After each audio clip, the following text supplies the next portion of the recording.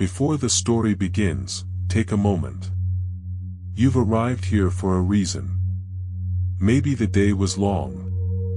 Maybe your thoughts haven't stopped running. Or maybe, deep down, something inside you is just tired of the noise, tired of the chase, tired of pretending to be something you are not. This is not just another bedtime audio. It's not a quick fix. It's not a hack. This is a return, a gentle return to yourself. For the next 3 hours, you are invited to rest, not only your body, but your identity. You're invited to listen to stories that don't scream for your attention but whisper to the quietest parts of your soul. Stories that Zen masters told not to teach, but to point. Not to explain, but to awaken. Not to answer, but to dissolve the question. Let the words come and go. Let the silences speak louder than the phrases. There is nothing you need to do. No technique to master. No breath to control. The teachings you'll hear tonight are not about changing your life. They are about realizing that, at the deepest level, there is nothing broken. Nothing missing. Only awareness. Watching. So right now, just lie down. Feel the weight of your body on the bed. Notice the sensations of gravity. The way your breath enters and leaves. You don't need to force sleep. Sleep will come, like a cat curling beside you, when you're no longer trying to catch it. Let the sound of my voice become a river that carries you inward. Through ancient temples, over silent mountains, under moonlit skies where monks once walked barefoot with empty bowls and full hearts. And with each story, let go a little more. Let go of the past. Let go of tomorrow.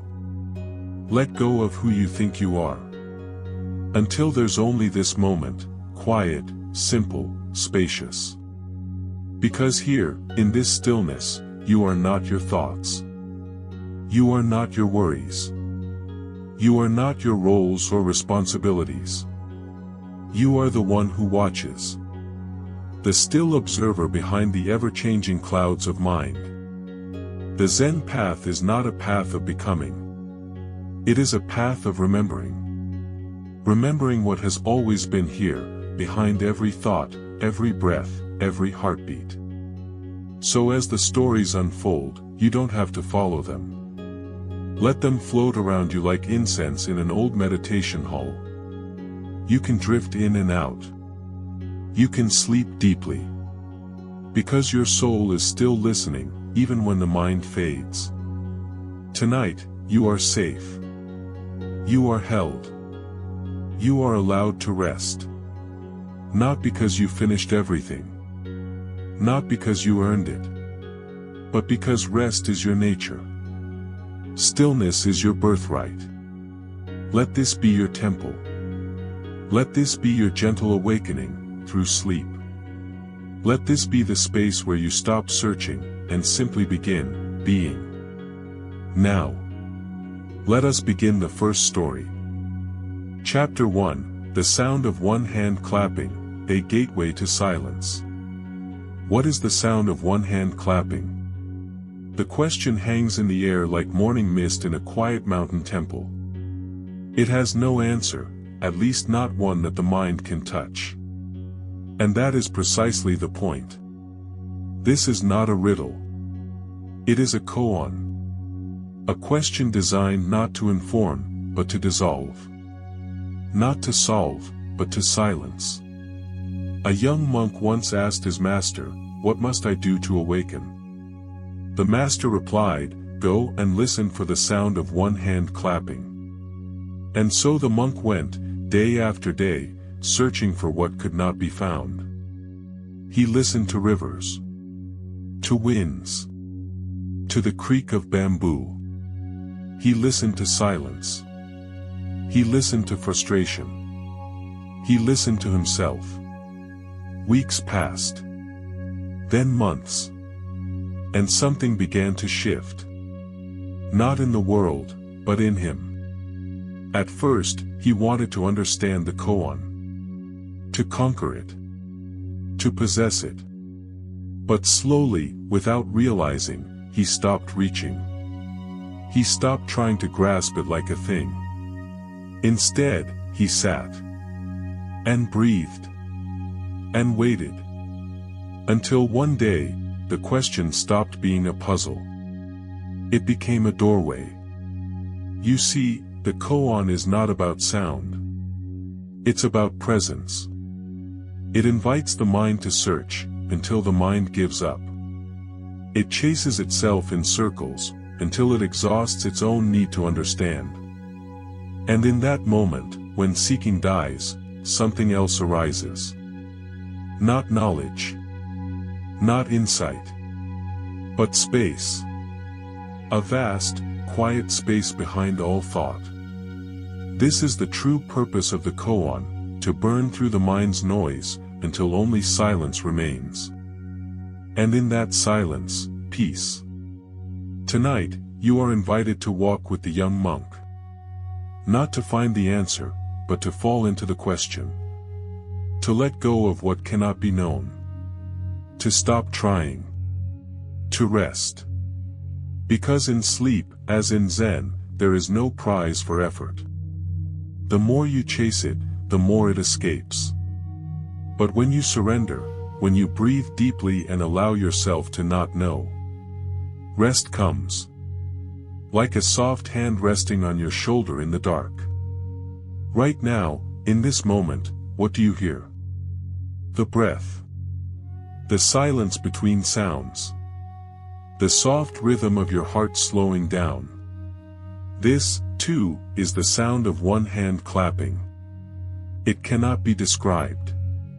It can only be felt. Let go of the day.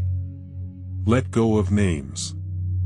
Let go of solving, of understanding, of needing anything to be different. The mind will try to answer. It will reach. It will resist. Let it. And gently return to stillness. Again and again. Let this koan be your lullaby. Not made of melody, but of mystery. Not of words, but of wonder. Ask yourself now, softly, as your eyes grow heavy. What is the sound of one hand clapping? Ask, and listen. Not with your ears. With your being. The answer will not come. But peace will. Let yourself drift. Into silence. Into unknowing. Into rest. The monk never answered the question. But he woke up smiling. So sleep now, not as someone chasing rest. But as someone who has nothing left to chase. You are already there. Just breathe. Just be. And let the silence open the gate. The young monk had walked in circles around the monastery for days. At first, his footsteps were filled with ambition, the hope that maybe, just maybe, there was a clever answer to be found. He asked the elder monks for guidance, but they only smiled, their eyes calm, as if they too had once chased the unanswerable. The sound of one hand clapping, what could it possibly mean?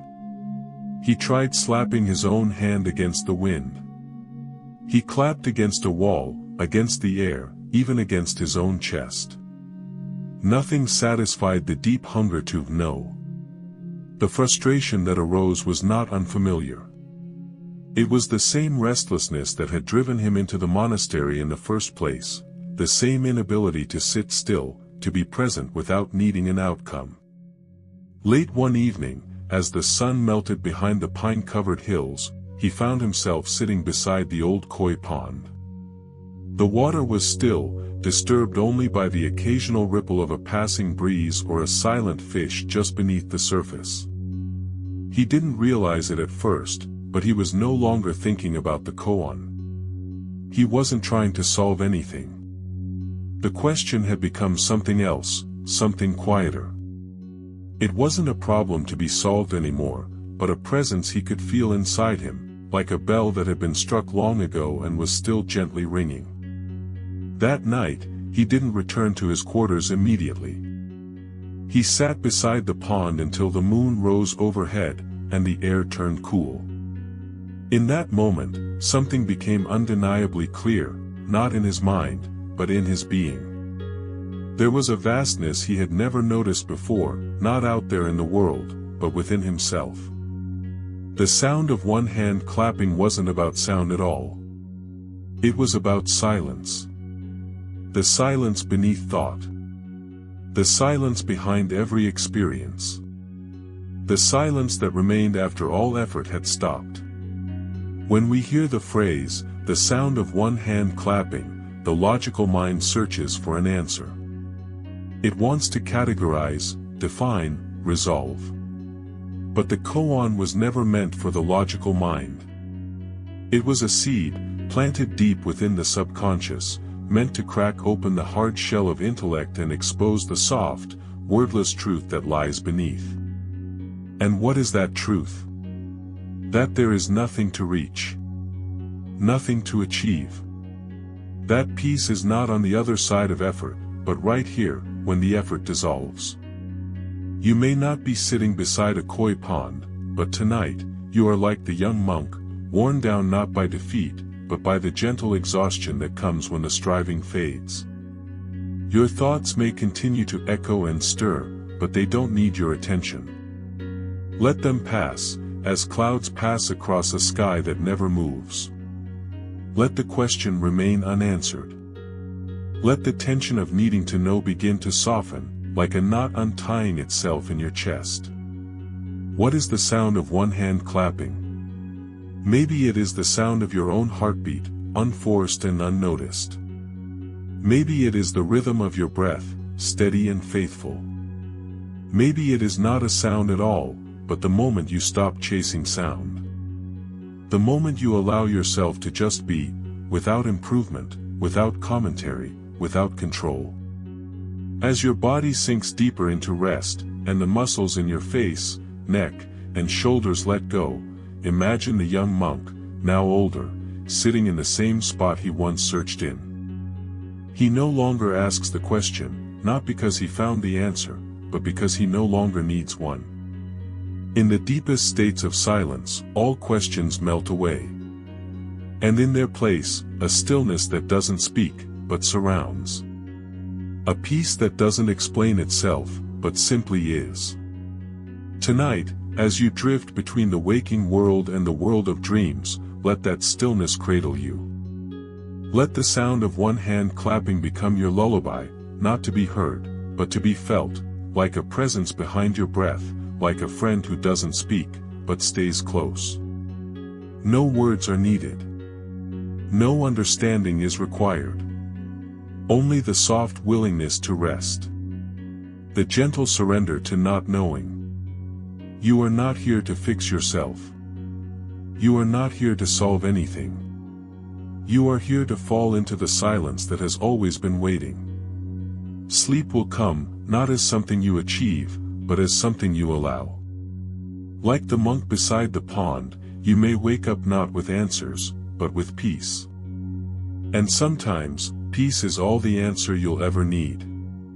Now rest, and let the story fade into quiet. The next teaching awaits, but there's no rush. For now, there is only this moment, and the silence it carries. Chapter 2, The Empty Cup, Releasing the Day. There is an old Zen story that has been passed down for generations.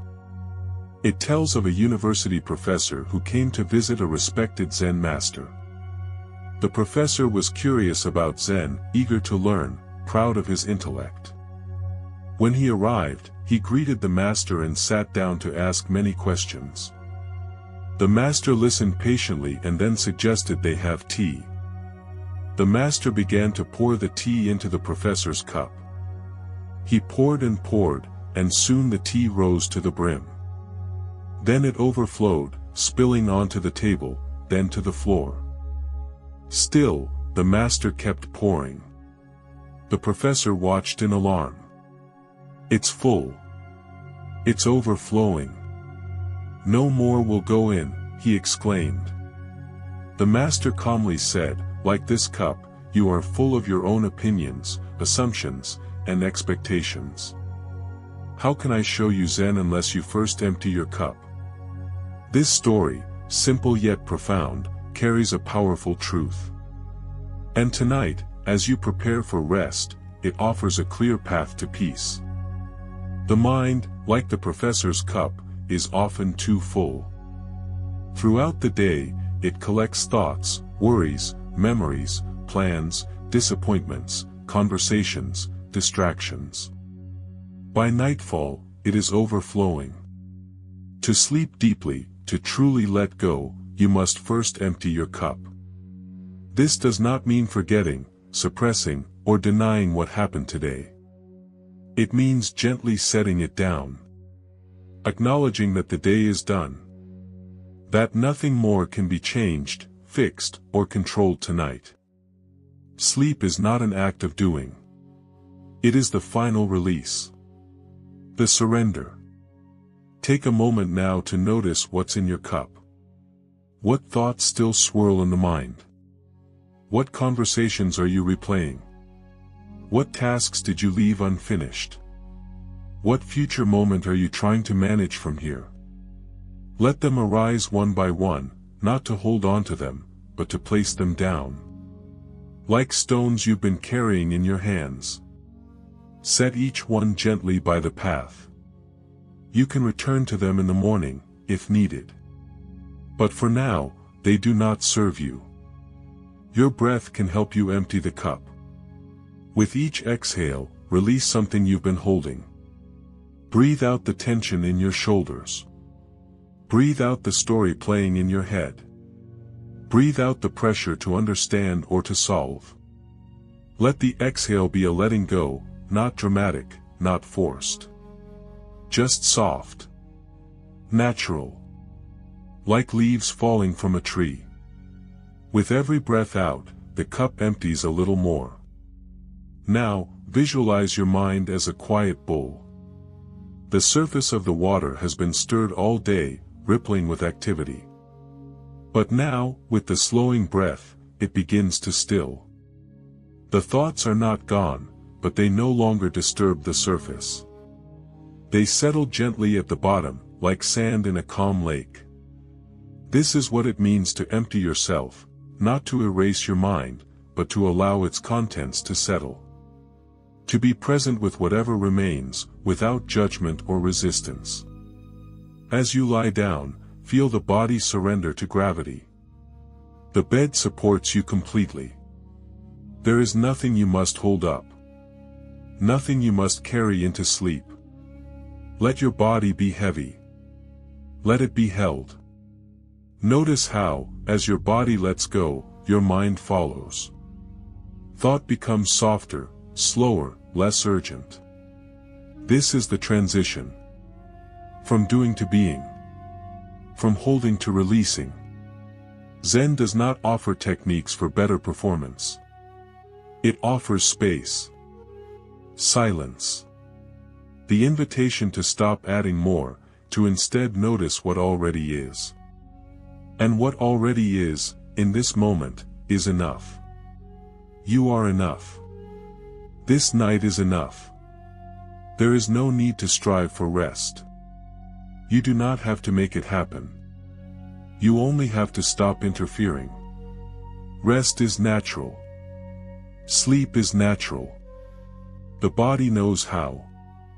The mind, too, will remember, if you allow it. Let the teachings of the empty cup carry you now. Let them whisper gently as the night deepens. The day is done. The thoughts can rest. There is nothing left to solve. Empty the cup. Let go. And sleep. But even in moments of stillness, the mind may resist. It is not used to being asked to let go. It may present new thoughts, new fears, or new distractions. This, too, is part of the process. You are not failing when your mind wanders. You are simply seeing how full the cup has become. In Zen, to be aware of the wandering is itself awakening. The noticing is the beginning of emptiness. Each time you notice a thought and choose not to follow it, the cup empties a little more. This is not about force, but awareness. With compassion, guide your mind back, not to anything in particular, but back to the breath, to the body, to the stillness of this moment. You might even whisper inwardly, "Let go." Or perhaps, "It's okay to rest now." These gentle phrases are like soft hands helping you to release what clings. They are not mantras to control the mind, but reminders of the safety of letting go. In another Zen story, a student asks the master, "What should I do when thoughts arise during meditation?" The master replies, "Let them come. Let them go. Just don't invite them in for tea. Your thoughts are visitors. They may knock at your door. You need not chase them away, but you also do not need to entertain them. You can let them pass. The more you do, the more the mind learns how to rest on its own." Visualize again the empty cup. Not just empty of thought, but also of tension, of expectations, of judgment. An open space. A quiet space. Not a void, but a presence. Like a forest clearing at night, with only the stars above. Nothing to do. Nothing to fix. Only to be. Sleep will come. And when it does, let it come as a gift, not a goal. Let it arrive like a gentle rain, not summoned, but welcomed. The empty cup is not about emptiness for its own sake. It is about making room, for silence, for peace, for natural healing. It is about making space within you for rest to enter. So tonight, remember the lesson of the Zen master and the professor. The mind must be emptied, not because it is wrong to think, but because there is wisdom in release. And the deepest rest comes not from solving all your problems, but from laying them down. You have done enough. You are enough. Now breathe. And sleep. There's a reason the Zen master asks his student to begin by emptying his cup. Not just a symbolic gesture, but a call to action, or better said, a call to non-action. In the same way that you cannot pour fresh tea into a cup that's already full, you cannot receive the silence of the night if your mind is overflowing with the noise of the day. The noise may not be loud in volume, but it is persistent in presence, the unfinished conversations, the tasks that spilled over, the worries about tomorrow, the emotions you didn't have time to feel. They all remain like drops of ink clouding the clear water of your awareness. But here's the truth, no one else can empty your cup for you. No matter how wise the teachings, no matter how soothing the music, no matter how soft the lighting in your room, it is you who must let go. Not forcefully, not by suppressing your thoughts or emotions, but by allowing them to exist, and then gently choosing not to hold them anymore. Letting go isn't about pushing something away, it's about loosening your grip. It's the difference between fighting the current and simply stepping out of the river. Start with the body. The body remembers everything. Every stress, every demand, every rushed breath, it's all stored here. As you lie down now, scan your body not with judgment, but with quiet awareness. Begin at your feet. Can you feel them relax just a little more? Let gravity pull them down into the mattress. Then move to your ankles, your calves. Release them. There is nowhere to go. Nothing to do. Your legs carried you through this day. Thank them, and let them rest. Move to your hips, your abdomen. Soften the belly. Let it rise and fall without effort. Your breath knows what to do. You don't need to control it. Now your chest. So much is held here, the weight of responsibility, the tightness of unspoken words, the armor of tension. Let it melt. Unbutton the invisible suit of armor you've worn all day. Let your ribs widen with each inhale, and narrow with each exhale. Let each breath be a message to your nervous system: you are safe. You are home. You can let go now. Continue to your shoulders. So often, they rise with the burdens you carry. But tonight, there is no need to carry anything. Let them drop. Feel the mattress beneath you catching their weight. Your arms, your hands, open your palms as if releasing something you've been gripping all day. Maybe you were holding fear. Maybe you were holding control. Whatever it was, it's okay to let it fall. And your face, the most expressive part of all. The place where you smile even when you don't feel like it. The place where you hide your worry, or mask your tiredness. Let the muscles around your eyes release. Unclench your jaw. Let your tongue rest at the bottom of your mouth. There is no performance now. Only being. The body has begun to empty its cup. Now, turn to the mind. You may still find thoughts swirling there, that's natural. The mind is not an enemy to silence, it simply needs to be allowed to slow down. Imagine your thoughts as leaves floating on a stream. You don't have to catch them.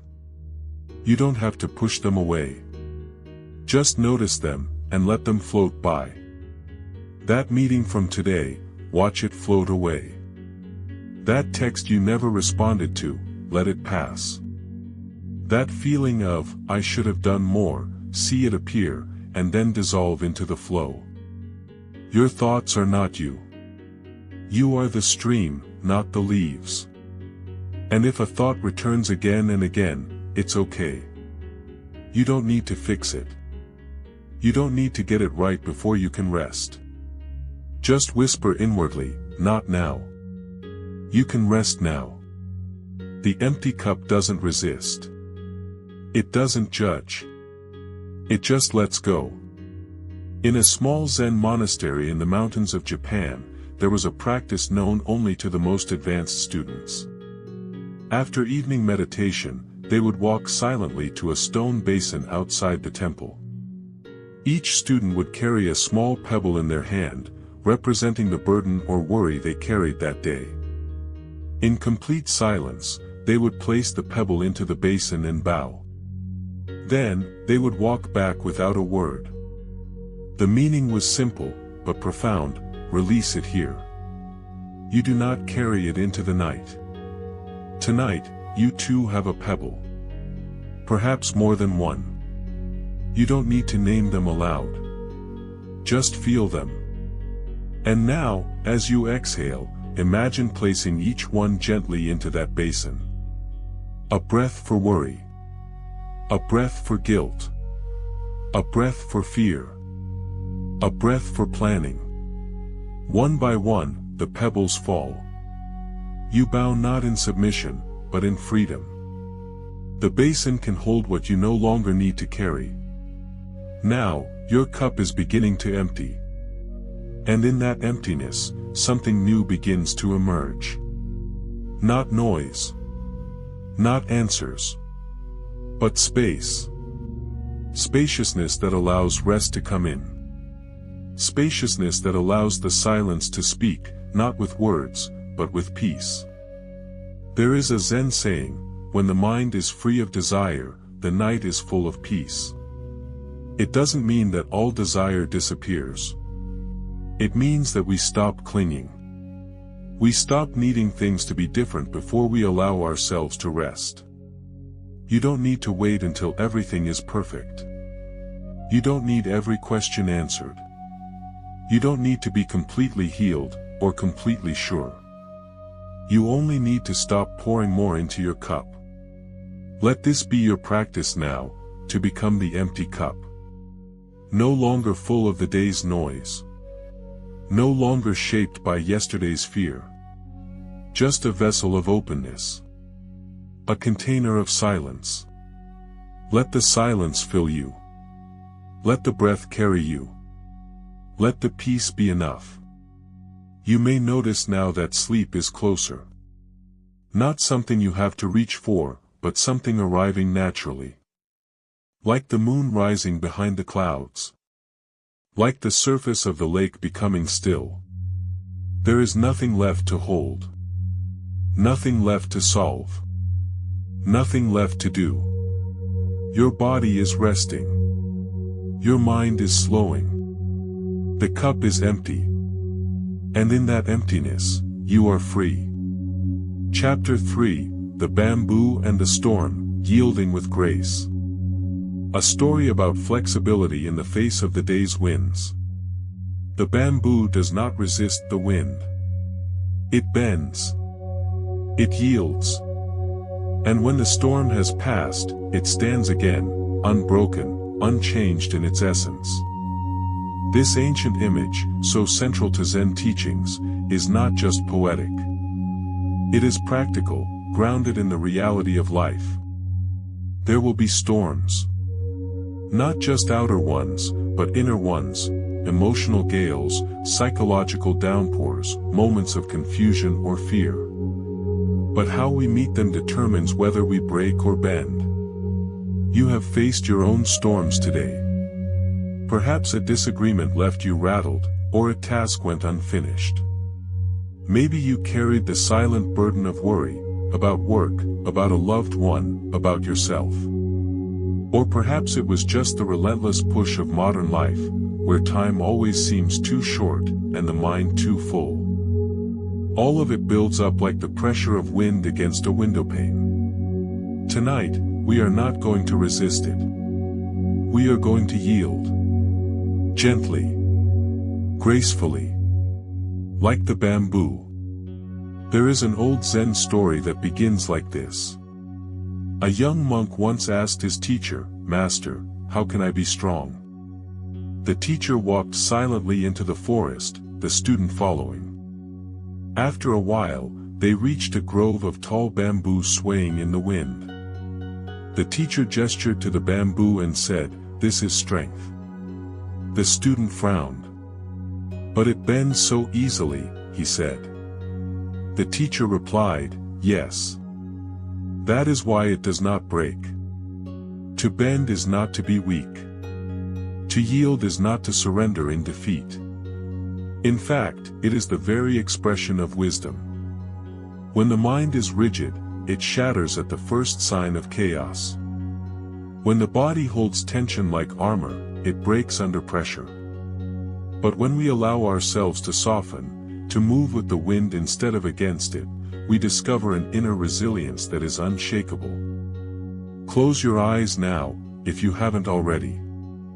Let your body lie still, but let your mind sway like bamboo. Imagine yourself standing in a quiet forest. The air is cool, the ground soft beneath your feet. You are not a person here. You are a tall bamboo shoot, deeply rooted in the earth.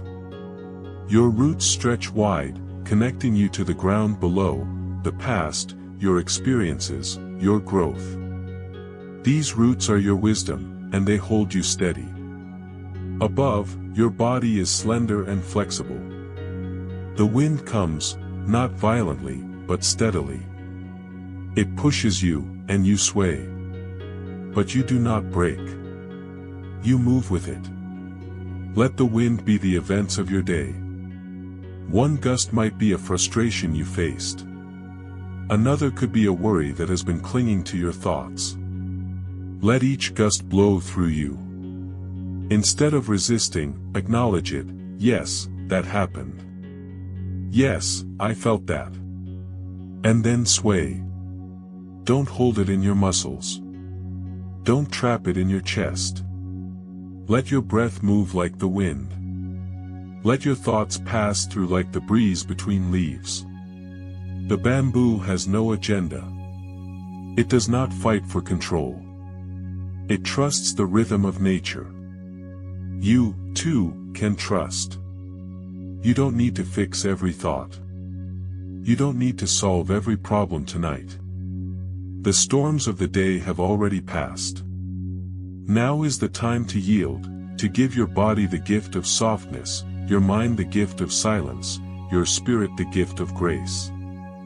There is a strange and beautiful truth in Zen, that we grow not by force, but by surrender.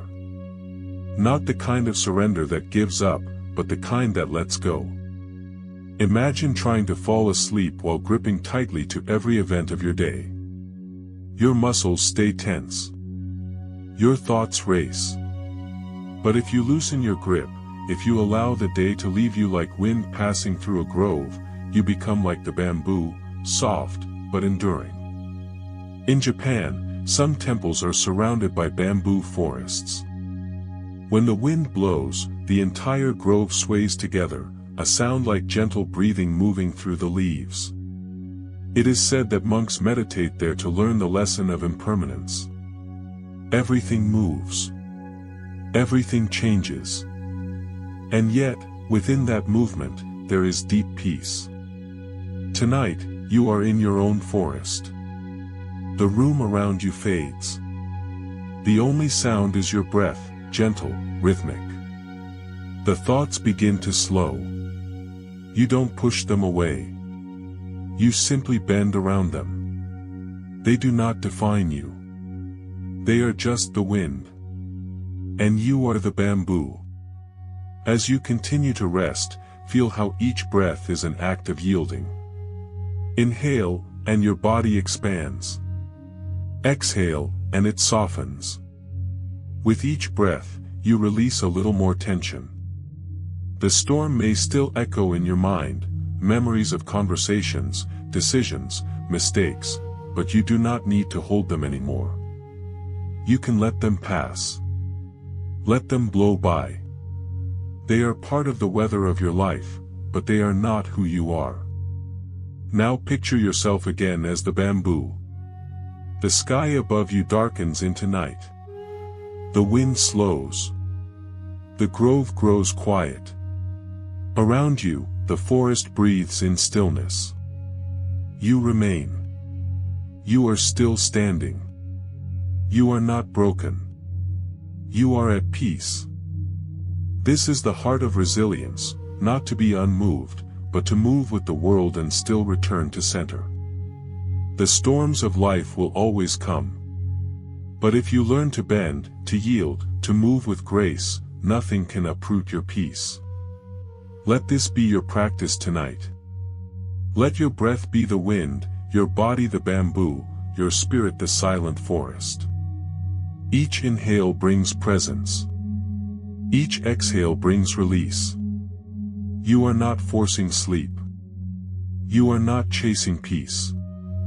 You are becoming peace. You are welcoming sleep as naturally as the forest welcomes the night. And as you lie here now, drifting deeper into stillness, remember, you do not need to be rigid to be strong. You do not need to be perfect to be worthy. You do not need to have all the answers. You only need to be here. Soft. Aware. Yielding. The bamboo bends, and the storm passes. There is a quiet magic that happens when we stop trying to hold ourselves together. When we stop pretending we are made of stone. When we finally say, "Let me feel what I feel," and allow life to move through us instead of fighting to keep it out. This is what the bamboo knows. This is what the Zen masters teach, not through explanation, but through presence. A presence that welcomes everything, resists nothing, and lets go of all that is not needed. There is another story. A disciple once came to a Zen master and asked, "How can I stop suffering?" The master looked at him and said, "Suffering is like the wind. You suffer because you stand like a wall. Become the bamboo instead." The disciple said, "But won't the wind blow me away?" The master smiled and said, "Only if you forget that you are rooted. Let's come back to your roots. Feel the contact between your body and the bed beneath you.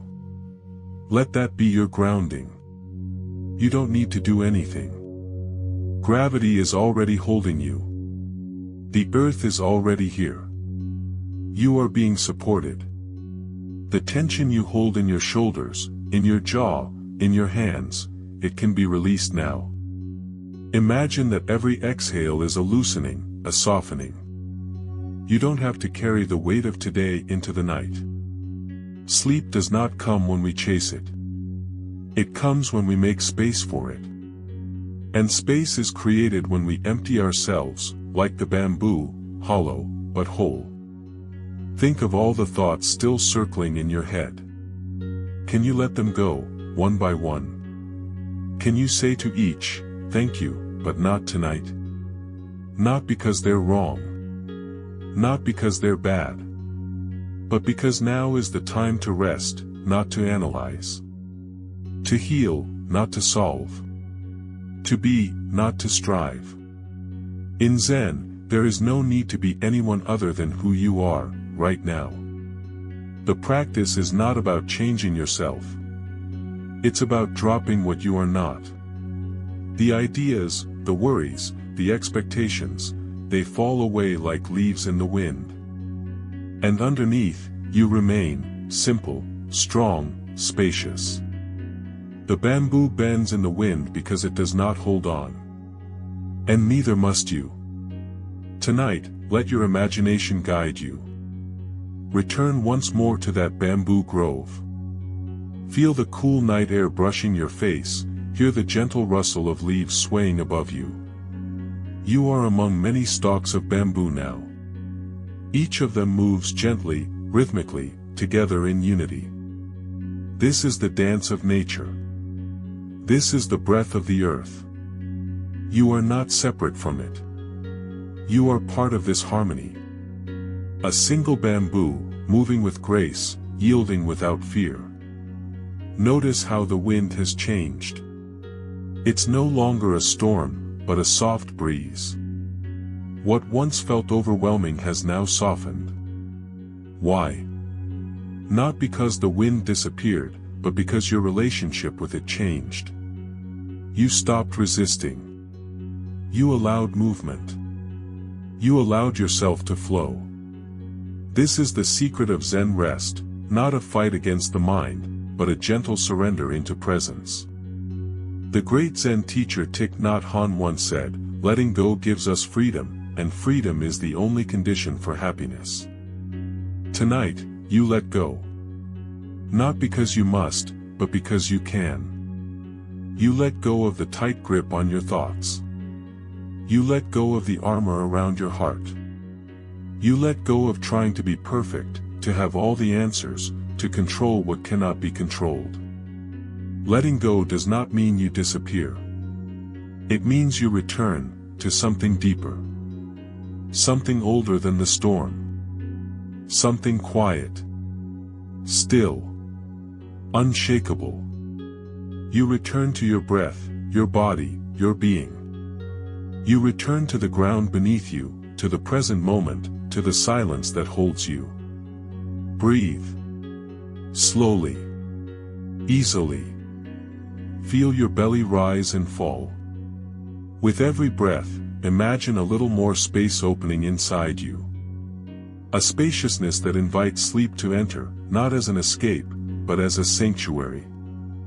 You are becoming more and more like the bamboo, tall, flexible, hollow, yet full of life. No longer resisting. No longer carrying. Just being.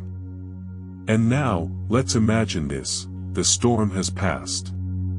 The grove is still. The moon rises above the treetops, casting soft silver light across the forest floor. The bamboo is motionless now, standing tall and silent. Not in fear, not in exhaustion, but in peace. There is no need to bend anymore. The wind has gone.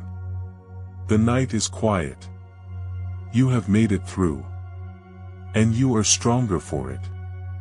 As the moonlight filters through the leaves, you feel its gentle glow soaking into your skin. It is not cold. It is warm, like kindness, like understanding, like acceptance. There is nothing you need to fix about yourself right now. There is nothing you need to do better. You are allowed to rest. You are allowed to heal. You are allowed to receive. There is an ancient Zen poem that reads, "Sitting quietly, doing nothing. Spring comes, and the grass grows by itself." This is your springtime. The act of doing nothing is not laziness. It is wisdom. The grass grows. The body heals. The mind clears.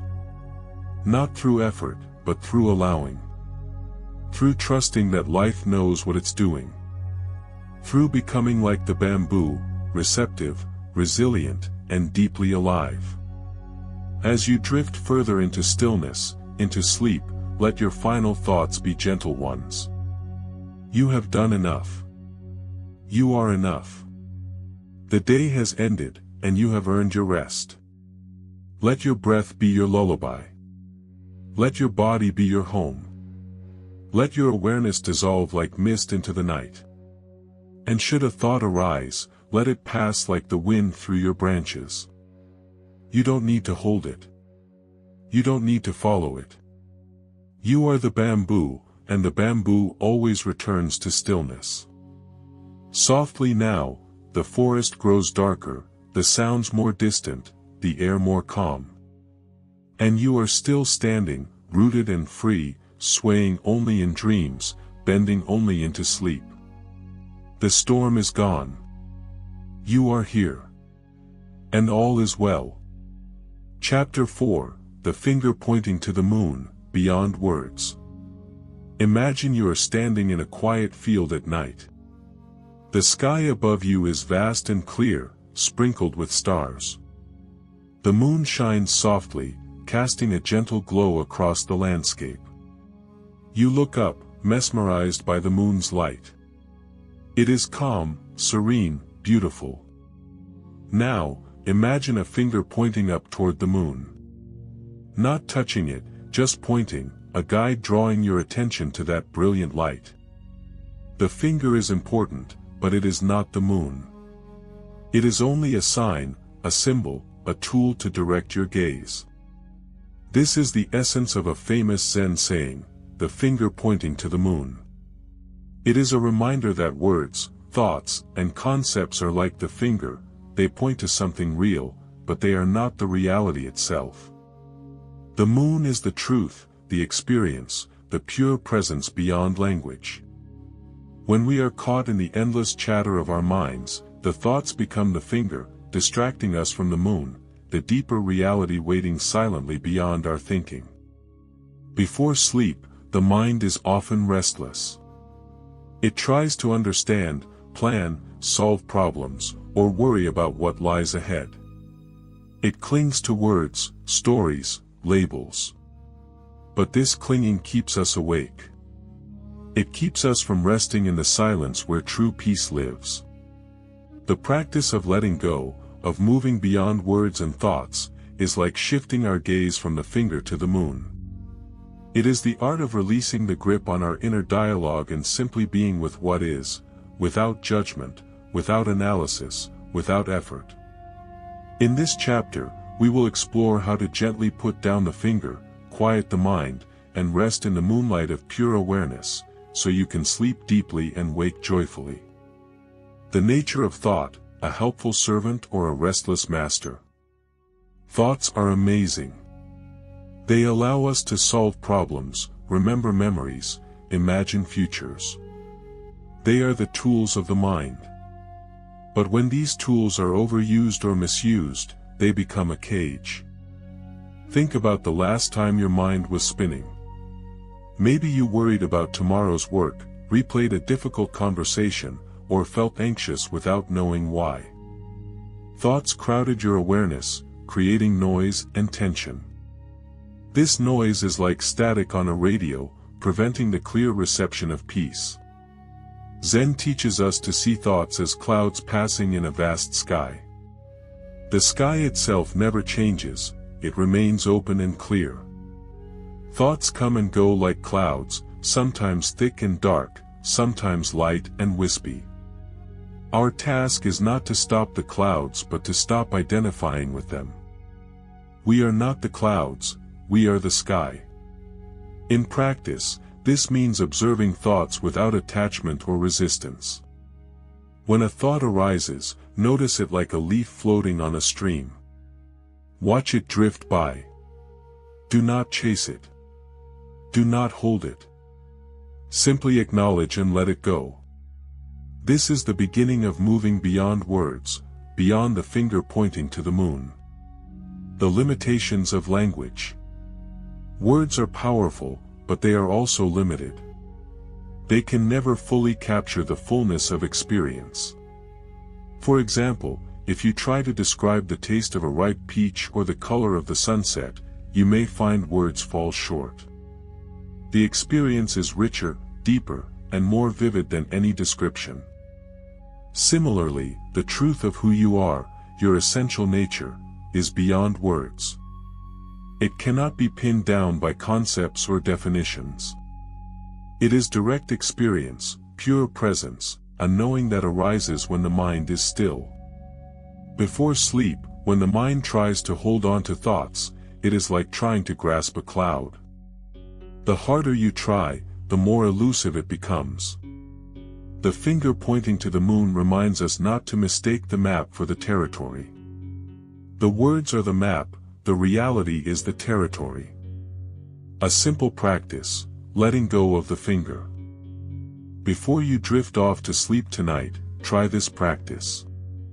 Find your natural breath. Notice how it flows in and out without effort. Become aware of the thoughts in your mind.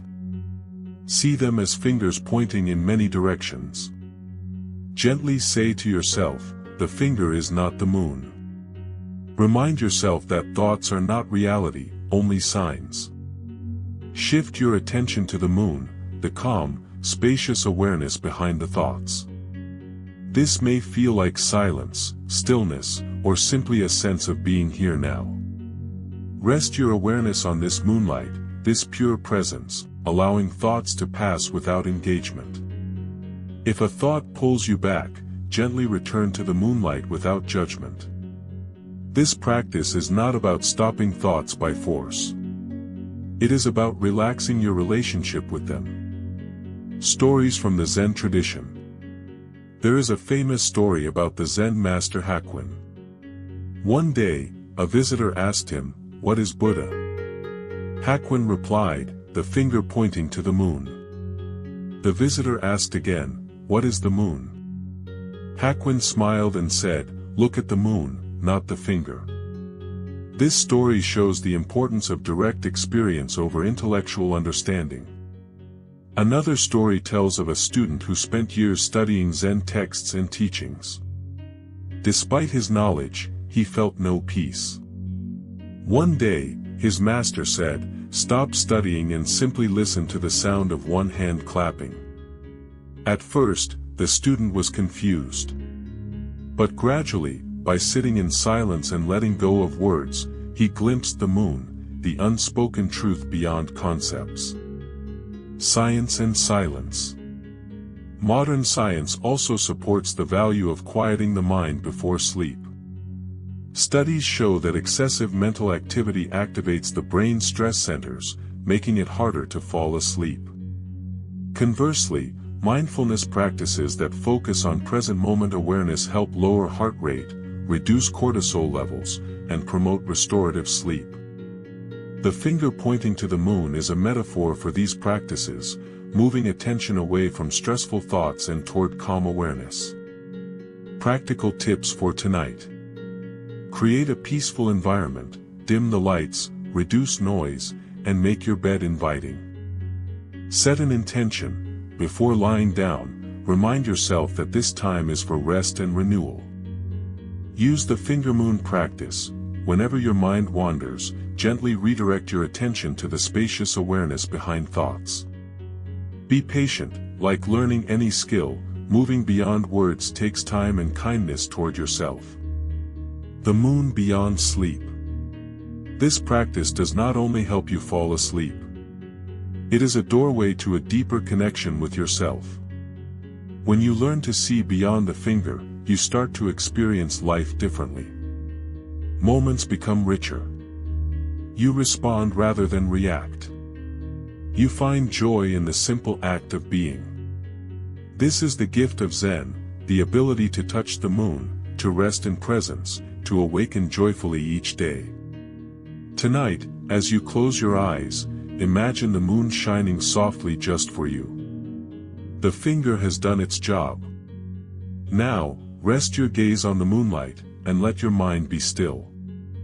Sleep well, dear listener. The moon is waiting. Chapter 5, The Old Master's Candle, Letting Go of Control. How to allow the night to gently wrap you in peace. There was once a very old Zen master who lived alone in a small hut on the edge of a mountain forest. Every night, before sleep, he would light a single candle and sit silently. He had done this for decades, even into the frailty of his old age. When asked why he continued this simple act, he smiled and replied, "The candle reminds me that I do not need to hold back the night. I let it come. I let it be. I let it take me." The old master had learned one of the greatest secrets of peace, letting go of control. Tonight, as you prepare to sleep, this story becomes your invitation, not to fight the night, not to struggle against your thoughts or feelings, but to surrender gently, as if placing your weight into the hands of the universe, trusting that you will be held. Many people approach sleep like a task. Something to achieve. Something to force. They lie in bed, their minds grasping for silence, their bodies tight, their breath shallow.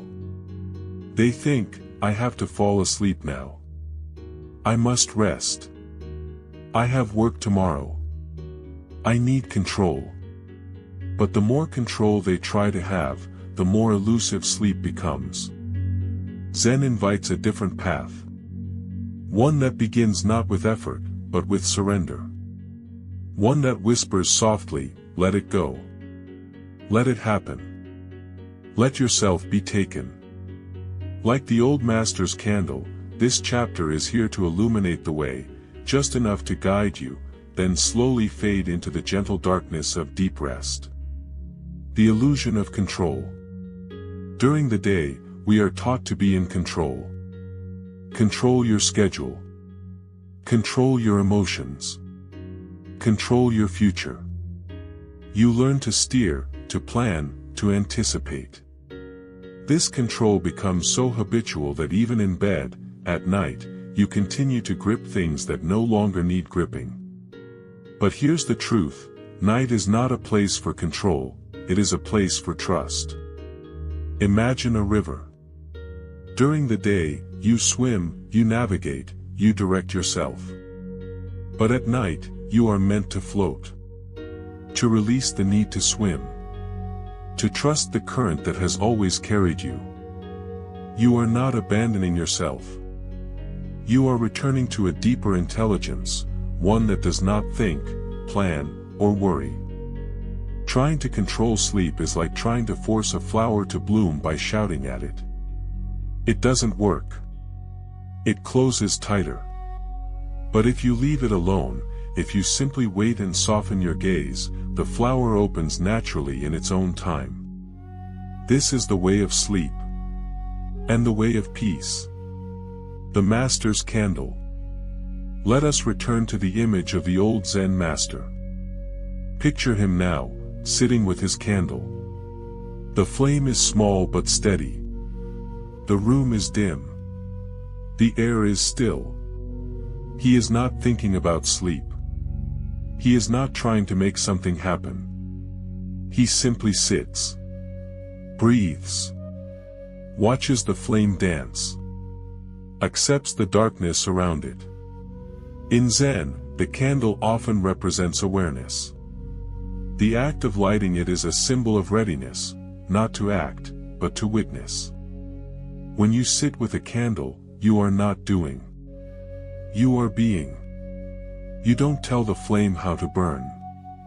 You don't demand how long it should last. You trust it. And this simple trust is powerful. When you lie down tonight, imagine lighting a candle in your heart. A quiet, inner flame. Let it glow not with the energy of control, but with the warmth of surrender. Say silently to yourself, I do not need to fix anything. I do not need to hold the world together. I am safe to rest. I let the night come. The body as a message. Your body understands what your mind resists, how to rest. The moment you allow it, your body begins to unwind. Shoulders drop. Breath deepens. Muscles soften. The nervous system begins to shift from survival to trust. From vigilance to peace. But control interferes. It tenses the body unnecessarily. You may not even realize it, but you hold tension in your jaw, your neck, your hands. Sometimes, even your thoughts are clenched. So tonight, take a moment to scan your body. Start from the crown of your head and slowly move downward. Ask gently, where am I holding on? Where can I let go just a little more? Breathe into those places. And if the mind tries to jump in with judgment, why can't I relax? Simply notice it. That's just another attempt at control. Smile at it. Let it pass. Remember, letting go does not mean pushing away. It means allowing what is here to be here, without gripping it. Surrender is not defeat. Some people hear the word surrender and think it means weakness or giving up. But true surrender is not defeat, it is openness. It is the strength to trust something greater than your thinking mind. In sleep, you are returning to your original nature, the same nature that grew your body, that breathes for you, that heals you every night without your conscious effort. You are held by this intelligence, even when you forget. Sleep is not a shutdown. It is a return. When the old master let the candle burn and did nothing else, he was not giving up, he was joining with the rhythm of life itself. He was becoming one with the night. So tonight, try this whisper to yourself. I surrender not because I am weak, but because I am wise. I surrender because I trust what is already working on my behalf. The night as a friend. We often see the night as something to pass through. A dark space between the lights of today and tomorrow. But Zen invites us to see the night differently. Not as a blank pause, but as a presence. A friend. A teacher. What if the darkness is not empty, but full? Full of unseen hands that soothe you. Full of gentle silences that cradle you. Full of dreams that whisper truths your waking mind cannot hear. The night does not need your control. It needs your willingness to meet it. Lie back now. Let your arms rest by your sides. Feel the bed beneath you. You are already being held. Let the night wrap you like a warm blanket of stars. Let it carry you where you cannot take yourself. Let go of the wheel. Trust the river. The freedom in not knowing. One of the deepest forms of control is the need to know. We want to know what tomorrow will bring. We want certainty. We want outcomes. Even at night, these questions can haunt us. Did I do enough today? What if I forget something? What if tomorrow goes wrong? But what if you allowed yourself to not know, just for now? Zen tells us that wisdom is not found in knowing all the answers. It's found in being comfortable with not knowing. In the beginner's mind, everything is possible. In the quiet mind, all becomes clear, without needing to grasp it. Tonight, close your eyes and say silently, I don't need to know. I don't need to solve. I allow this moment to be complete as it is. What happens when you give yourself that permission? Notice the relief. Notice how the body softens when you're no longer required to understand everything. This is the door to inner peace. Just like the old master, you don't have to explain the candle's flame. You don't have to control its brightness. You simply let it be, and in that, you are free. Watching the flame die. As the candle in the master's hut burned lower, something beautiful happened. The shadows on the walls grew softer. The air cooler. The silence deeper. Eventually, the flame would flicker and extinguish itself. But the master didn't rush to blow it out. He didn't worry that it was ending. He trusted the flame's timing. Tonight, as you rest, imagine that flame within you slowly dimming. Not in fear, but in peace. Each flicker is a breath. Each breath, a surrender. You don't need to rush to sleep. Let it come naturally. Let the flame burn out on its own. And when it does, know that nothing has been lost. Only control has fallen away.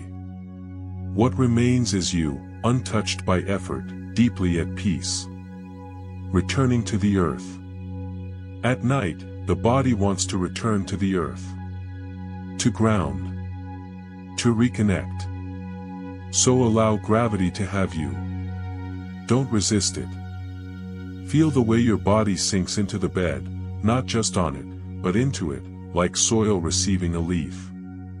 There is no struggle in this sinking. There is no need to resist what supports you. The earth is always here. The bed is part of the earth. Your breath is of the earth. Let yourself return to this simplicity. Say silently, I am supported. I don't need to hold myself up. I allow the ground to hold me. I let go. This is not weakness. This is sacred trust.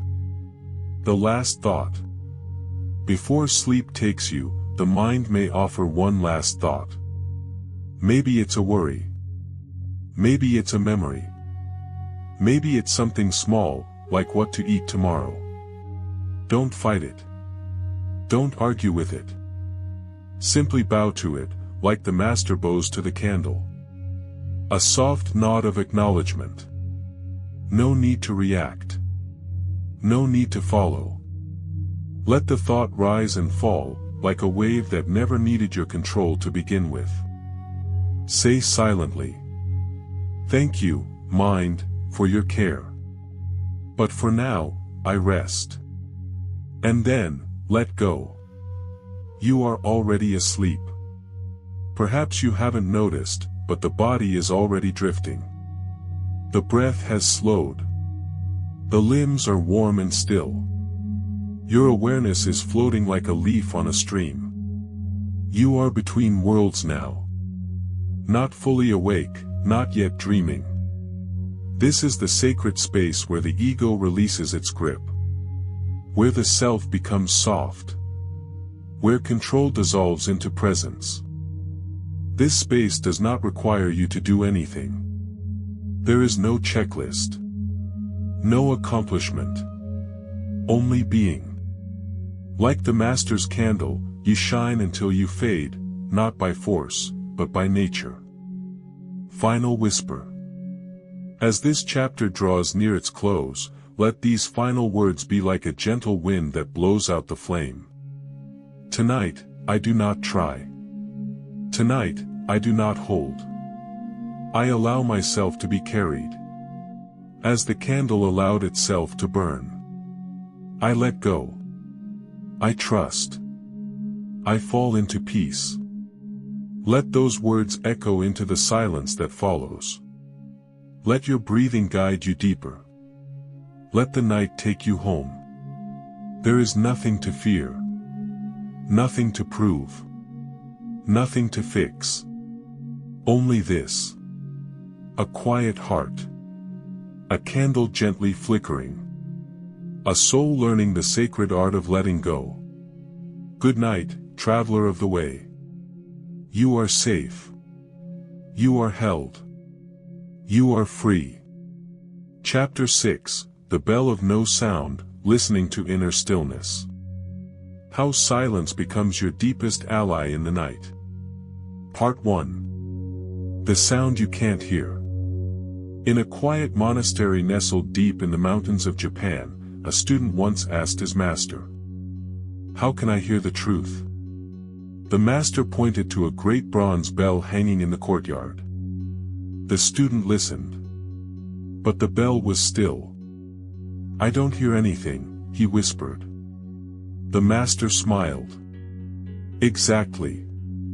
What do we do when there is no sound to guide us?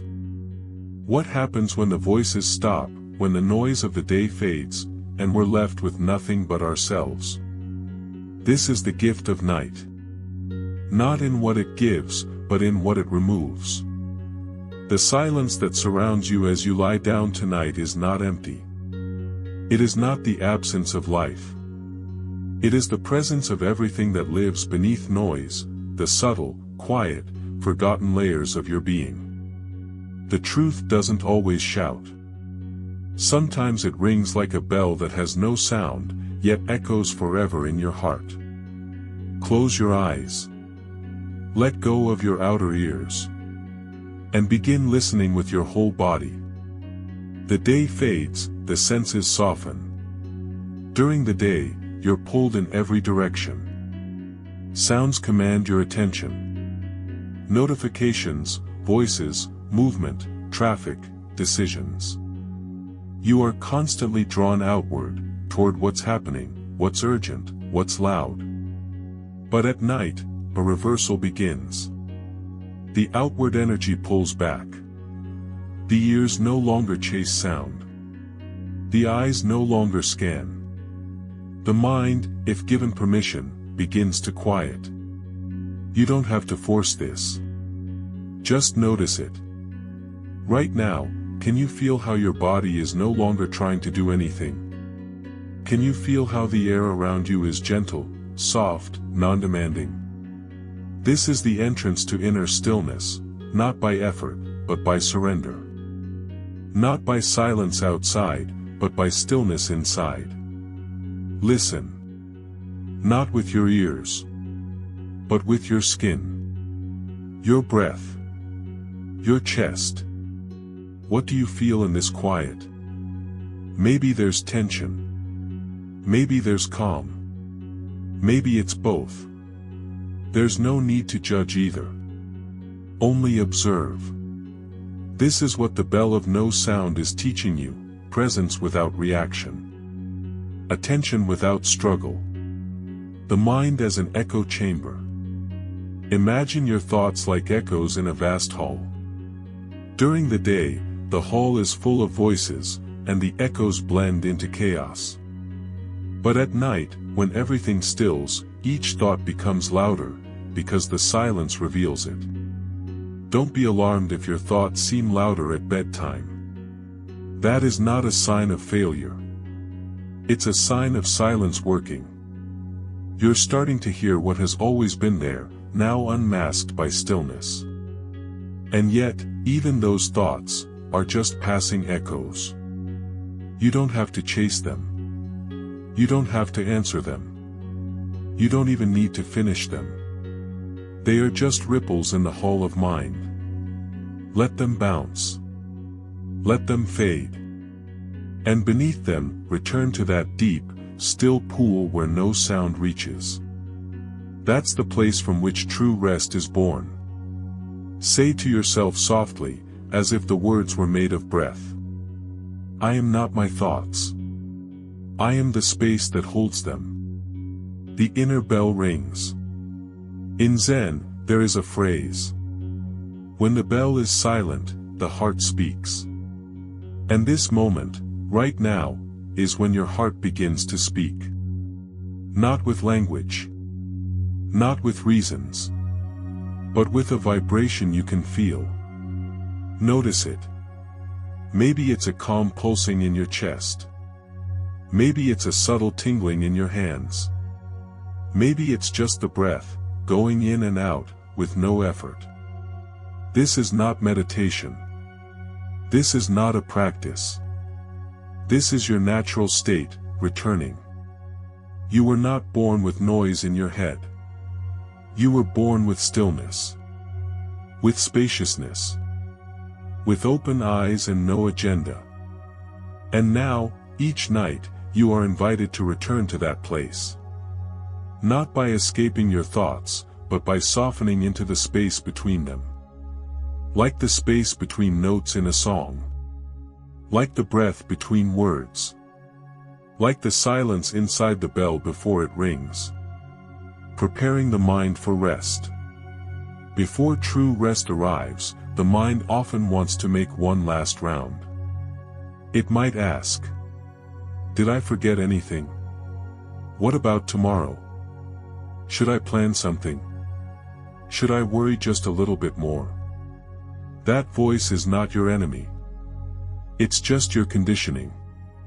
It learned that doing is how you stay safe. It thinks effort is how you survive. But tonight, it can rest too. Gently say to your mind, thank you for your care. But now it's time to sleep.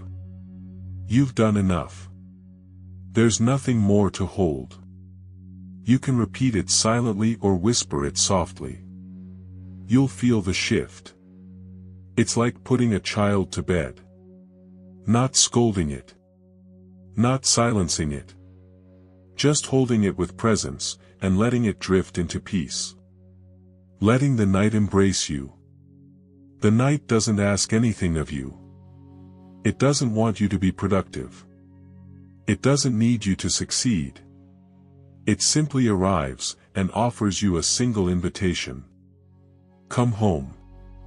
Home not as a place, but as a state, where you're not being anyone, doing anything, or fixing the world. You're simply here. Breathing. Aware. Unfolding. And in that space, something magical happens. The nervous system unwinds. The breath softens. The heart releases its grip. Even the mind, the great overthinker, realizes. I am safe. I am done. I can rest now. It's not about silence being total or perfect. It's about stillness being available.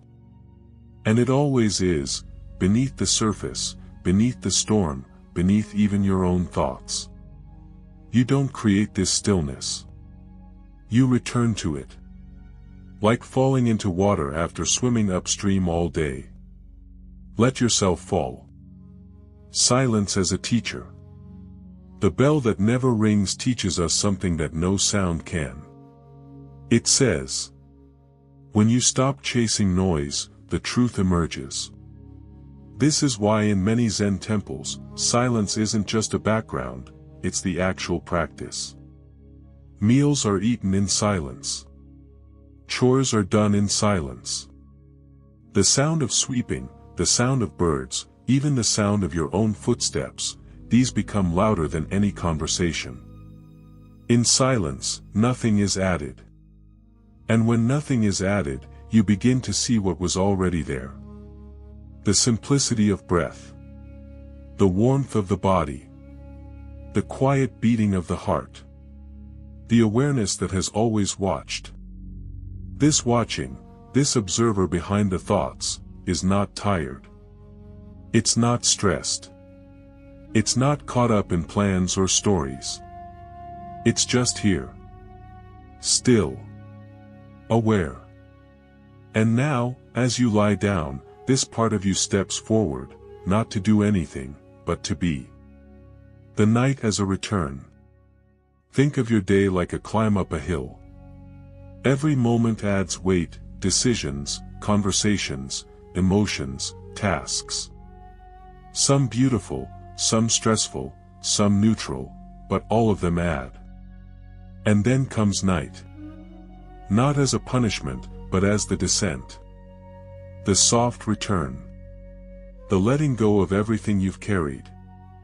You don't have to analyze it. You don't have to sort through each moment. You can simply let them all melt together into the darkness, and fall away. You don't have to bring the day into the night. You can bow to it gently, say thank you, and let it fade. That's the grace of surrender. Not defeat. Not weakness. But the wisdom of trusting that you don't need to control everything. Especially not now. Not here. Not in this sacred quiet. Practicing inner listening.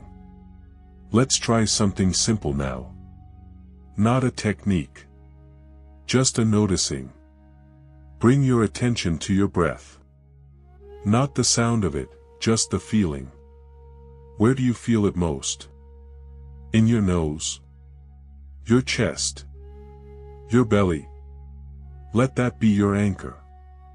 Now, expand your awareness just a little. Notice the sounds around you, but don't label them. Just allow them to be there, like clouds in a night sky. Now go deeper.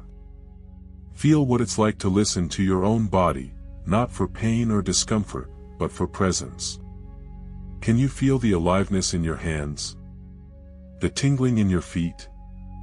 The gentle pulse in your temples? You're not doing anything. You're just being present. And that's enough. Let this still presence spread, not by force, but by invitation. Like ripples from a bell that never rang. Letting go of the inner narrator. You may notice that your mind still wants to tell stories. It wants to go over something that happened, or might happen. It's trying to protect you. Trying to solve something before letting you rest. But tonight, you can gently set the narrator down. You can tell it. Thank you. But the story is over, for now. There is nothing to fix. Nothing to figure out. Let the silence speak instead. And if the mind insists, just smile. Let it talk. But don't follow it. Stay with your breath. Stay with your stillness. Let the narrator tire itself out like a child talking into the dark. Eventually, it will stop. And when it does, you will not be left empty. You'll be left full. Full of presence. Full of space. Full of the calm you've been seeking all along. Trusting the quiet. There is a part of you that trusts quiet. It may have been hidden for a while, buried beneath anxiety or control. But it's still there. It's the part of you that, as a child, stared at the stars without needing to understand them. The part that listened to the wind and felt safe. The part that fell asleep in someone's arms, knowing that everything was okay. That part is still alive. Still breathing. Still watching. And tonight, as you fall into silence, that part comes forward, not to explain, not to solve, but simply to be. Let it lead you. Let it hold you. Let it whisper. You don't have to do anything. You're allowed to rest now. And in that surrender, the deepest healing begins. The bell that rings within. Eventually, all thoughts fade. All trying fades. Even this voice you're hearing now will fall away. And what will remain? The sound of no sound. The presence without effort. The silence that is not empty, but full of peace. This is your true self, spacious, quiet, aware. And as you drift into sleep, know this. You are not your to-do list. You are not your worries. You are not the roles you play. You are the stillness beneath all of it. The watcher. The breath. The bell of no sound. Let the night hold you. Let the silence speak. And let yourself fall, gently, fully, into peace. Chapter 7, The Gate Without a Door, Entering Sleep Effortlessly. Rest as a return to your natural state. There is a well-known saying in Zen, enter through the gate that has no door. At first glance, this statement appears to be a paradox. How can one enter something that has no door? But as with many Zen expressions, it is meant to bypass the logical mind, not satisfy it. It's not about figuring it out, but about stepping beyond the need to figure anything out at all. Tonight, as the body prepares for rest and the mind seeks stillness, this teaching offers us an unexpected gift. It tells us that peace isn't something we must achieve. It's something we return to, when we stop striving, when we stop reaching, and when we let go of trying to open doors that were never locked in the first place. You don't have to work to fall asleep. You don't need to force your way into calm.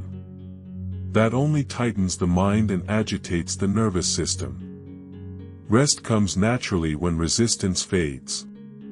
Like water that returns to stillness when the wind stops stirring its surface. But the modern world teaches us otherwise. It rewards effort. It praises action. It insists that we must do, accomplish, and earn. So it's no wonder that many find it difficult to let go. To stop. To simply be.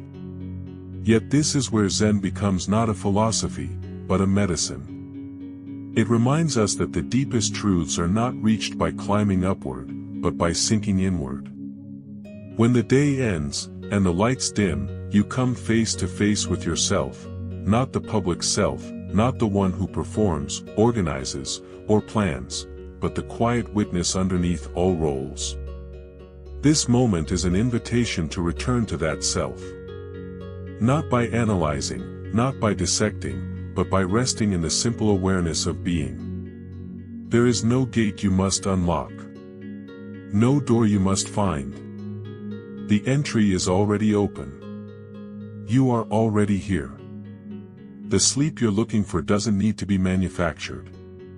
It doesn't require a perfect environment, a perfect mindset, or a perfect absence of thought. What it needs is permission. Permission to let the body relax. Permission to let the mind unravel. Permission to not be in control for a while. And this permission is yours to give. No one else can offer it.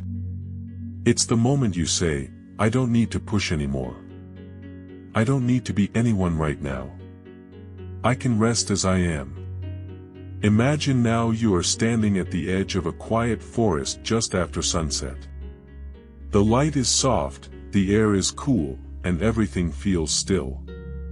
There is no clear path, no gate, no destination, just the open presence of nature surrounding you. And here, without effort, you feel safe. You begin to walk, not with urgency, but with a sense of surrender. Each step is lighter than the last. The more you walk, the less you feel like you are doing anything. You're just part of what is. This forest is your inner world when it is no longer disturbed. No thoughts rushing through. No tasks tugging at your attention. Just stillness. Just now. And the more you settle into this mental landscape, the more rest arises naturally. The muscles let go. The breath deepens. The mind stops grasping. This is entering sleep without trying. This is the gate without a door. The teachings of Zen have always pointed to this way of moving through life. They encourage awareness without judgment. Action without attachment. Presence without effort. And in the context of sleep, this becomes especially powerful. Because the struggle to fall asleep is not a physical one, it's mental. It's the tension we carry into the night. It's the thoughts we hold on to even as the world grows quiet. But what if you didn't have to fight your thoughts?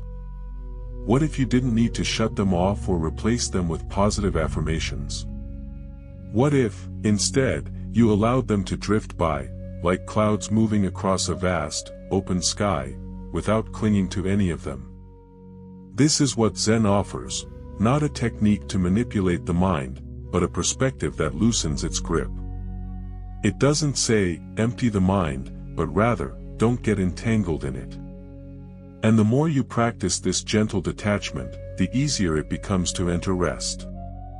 You begin to notice that many of your thoughts don't actually require your attention. They're just echoes, fragments of the day, half-formed reflections, emotional residue. You can let them pass. You don't need to solve anything tonight. The world can turn without your involvement for a few hours. And in fact, it does. The heart beats without your effort. The breath flows without your input. Sleep comes not because you make it happen, but because you stop getting in the way. In Zen monasteries, the day often ends with a bow, not toward a god, but toward the present moment. A bow that says, I release. I surrender. I trust. Tonight, you can offer that same bow, not physically, but inwardly. A simple recognition that you have done enough. That your worth is not measured by productivity. That your being is sacred, even in rest. Now bring attention back to your body. Feel the weight of your limbs. Notice where your body touches the surface beneath you. Let gravity hold you. Let the earth support you. There is no need to carry tension anymore. If the shoulders are tight, soften them. If the jaw is clenched, release it. If the brow is furrowed, smooth it. Each small relaxation is a step through the invisible gate. You are not entering sleep. You are returning to yourself. Returning to the part of you that has never been worried. Never been anxious. Never needed to control anything. This part has always been here, watching. Patient. Quiet. Unmoved by circumstance. And the more you allow this part to lead, the more effortless rest becomes. You may notice a kind of spaciousness now, not an empty void, but a quiet fullness. A sense that everything is okay, even if it's not perfect. That you are okay, even if things are unresolved. This is what happens when you stop struggling. When you stop searching for the door and realize you are already inside the sanctuary. There is a common misunderstanding that inner peace is something we must attain through long hours of discipline, or through mastering some hidden knowledge. But Zen repeatedly shows us the opposite, that peace is already here. The problem is not that peace is far away, it's that we are often too busy to notice it. Like someone looking for their glasses, not realizing they are already wearing them, we search for sleep, for calm, for stillness, when in truth, those qualities are most available when we stop the search itself. As you rest now, notice how your mind may still try to engage. Perhaps it offers you one more thought about the day, or a sudden memory, or even a plan for tomorrow. There's no need to argue with it. No need to push it away. Just see it. Acknowledge it. And let it drift by, like a leaf on a slow-moving stream. You don't need to attach yourself to it. You don't need to hold on to anything tonight. This is the practice of non-grasping, which lies at the heart of Zen. It's not about becoming passive or dull. It's about becoming free. Free from the need to control every sensation. Free from the habit of clinging to thought. Free from the illusion that you must fix everything in order to rest. In this freedom, something beautiful happens, the body begins to heal itself. The mind begins to quiet itself. The night begins to cradle you without resistance. In the ancient Zen tradition, there is a story about a student who approached a master, asking to be taught how to meditate. The master responded by asking the student to first sit and do nothing. "But what should I do while doing nothing?" asked the student. Nothing, the master replied. Let your doing fall away. You don't need to do meditation. You just need to stop interfering with what's already here. This teaching, though simple, is profoundly relevant to the way we enter sleep. So often, we are trying to do sleep. We turn it into a task. We judge our ability to fall asleep. We measure how long it takes. We wonder why it's not happening faster. All of this effort, though well-intentioned, only adds noise. True rest begins not with effort, but with trust. Trust in the natural rhythms of your body. Trust that the mind, when not agitated, knows how to settle.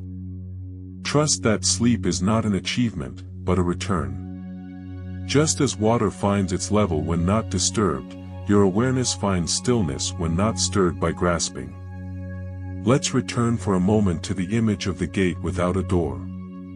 What does it really mean? It suggests that there is no barrier except the one we imagine. That we are already where we need to be. The mind, however, loves to imagine doors. I'll rest when this thought is resolved, it says. I'll sleep when I feel perfectly calm.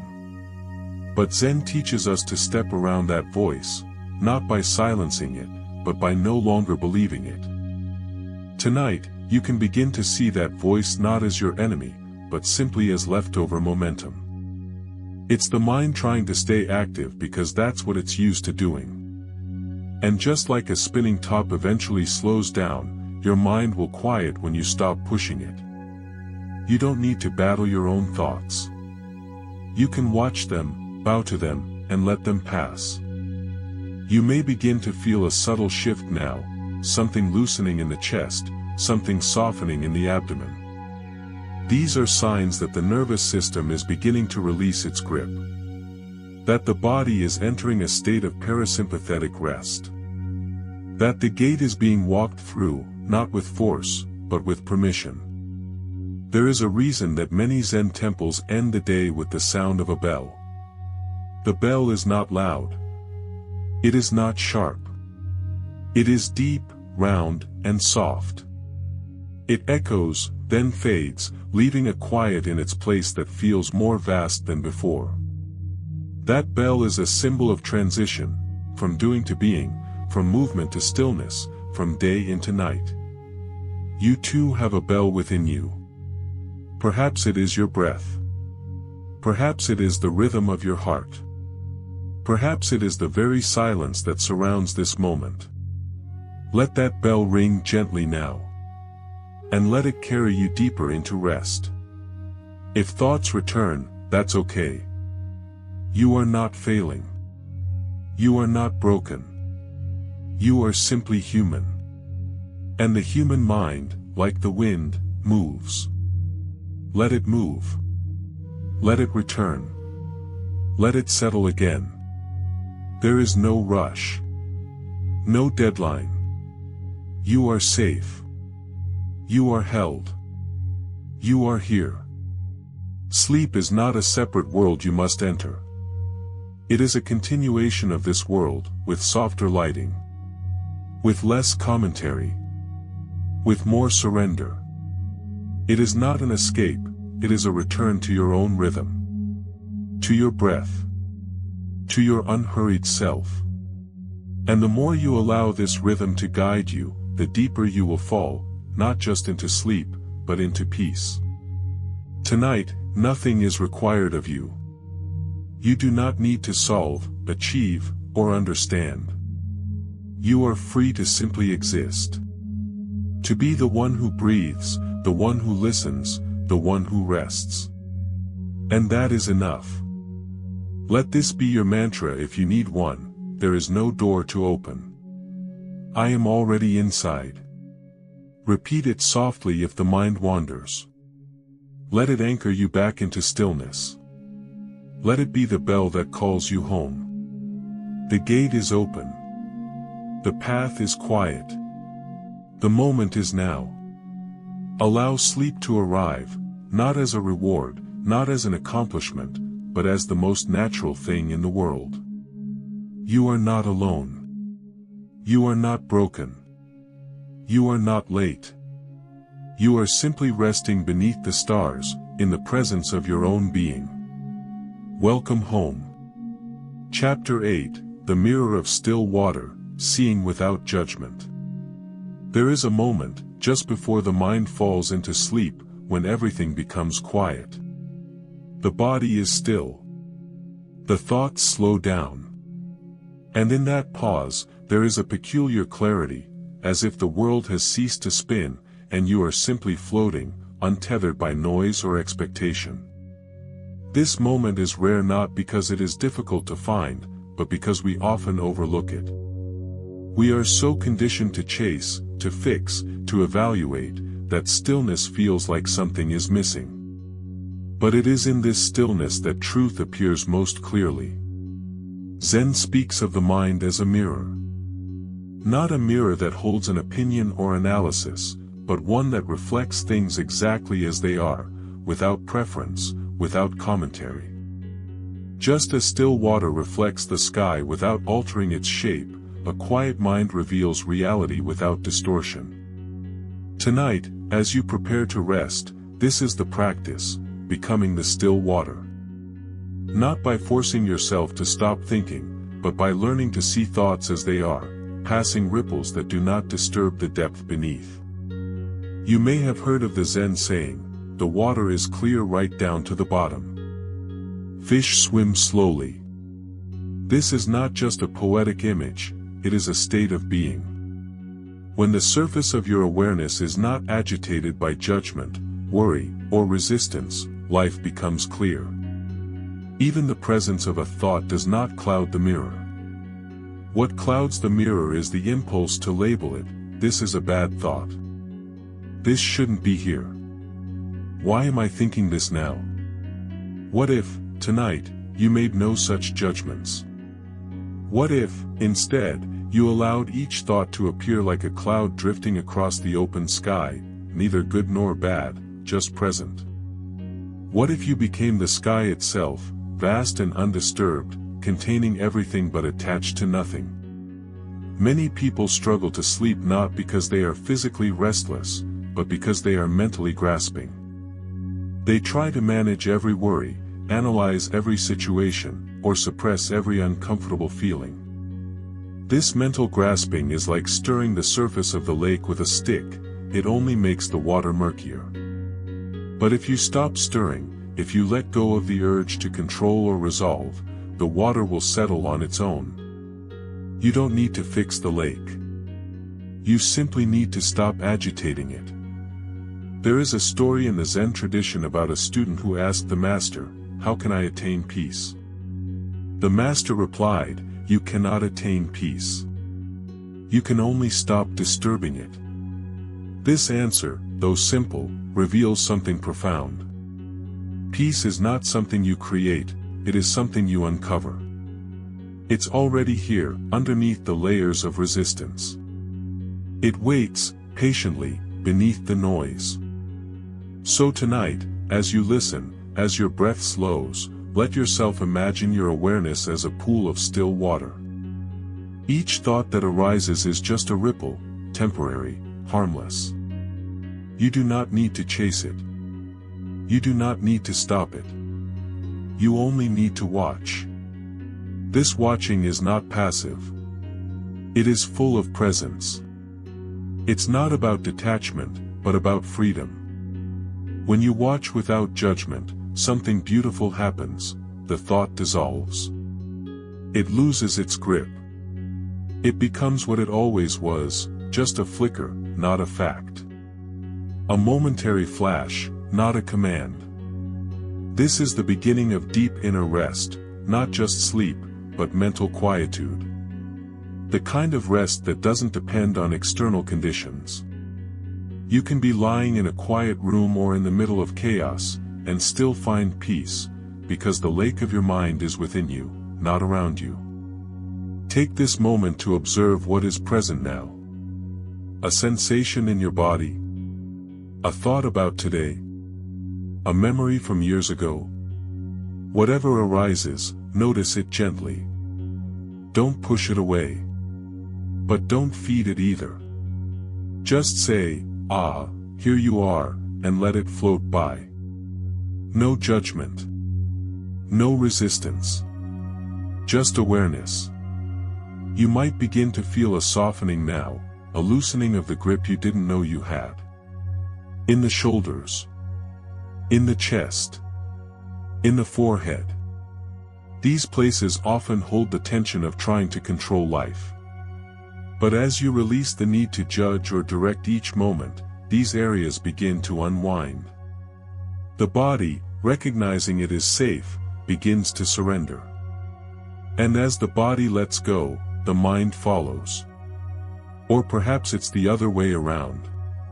Either way, stillness spreads.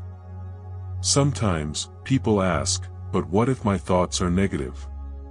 What if I think about something painful or fearful?" The same answer applies: observe without judgment. A negative thought is only negative when you attach a story to it. When you let it pass like wind through trees, it cannot harm you. You are not the thought, you are the one who sees it.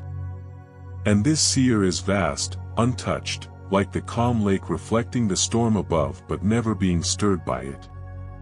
Let this be your practice tonight. You do not need mantras. You do not need techniques. Just this: see without judging. Witness without reacting. Rest without effort. Imagine now that your thoughts are like small leaves floating down a stream. You are sitting on the bank, simply watching them go by. One leaf is a memory of something awkward you said. Another is a plan for tomorrow. Another is a random image from a TV show you watched. They come, and they go. You don't dive into the stream to grab them. You don't try to change their direction. You just watch. And the watching becomes your anchor. What you're doing here is reclaiming the space between stimulus and response. That space is sacred. In that space, you find freedom. You don't react automatically. You don't let thoughts drag you into stories. You stay seated, quietly observing. And in that observation, something magical occurs: the thoughts lose their urgency. They don't demand action. They simply fade, like ripples spreading outward until the water becomes smooth again.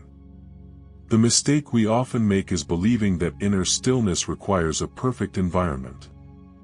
That we can only find peace when everything is quiet, when everyone else is asleep, when the to-do list is empty.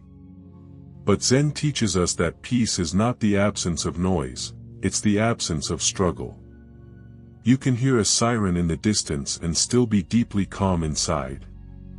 You can feel the ache of unresolved questions and still be settled in your core.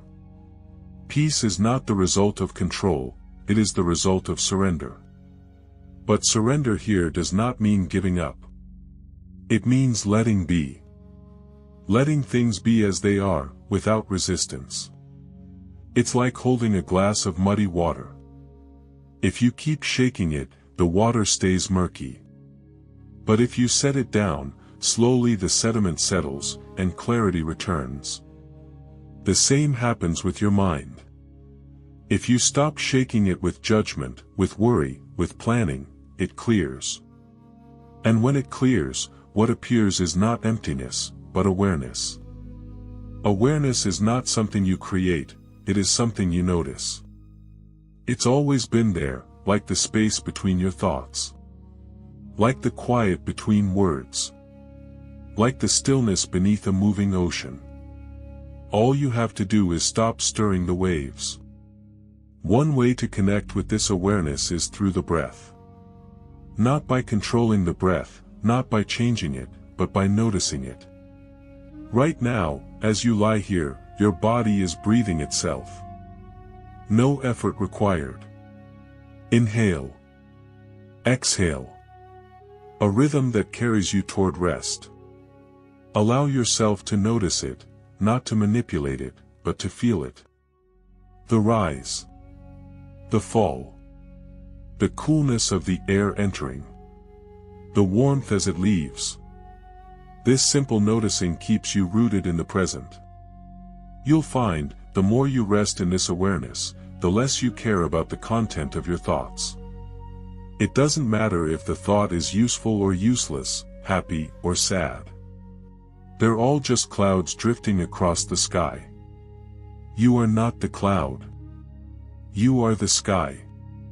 And in this sky, there is infinite space. Space for thoughts to appear and disappear. Space for emotions to rise and fall. You don't need to fix them. You don't need to analyze them. They are part of being human. What matters is not their presence, but your relationship to them. Tonight, as you continue to rest, remind yourself gently, I do not need to control anything right now. I do not need to judge my experience. I am allowed to simply be. I am the mirror. I am the still water. I am the sky. There is no destination. No perfect state to attain before you can sleep. Sleep comes when you stop chasing it. When you stop trying to fall asleep, and instead fall into presence. Into stillness. Into allowing.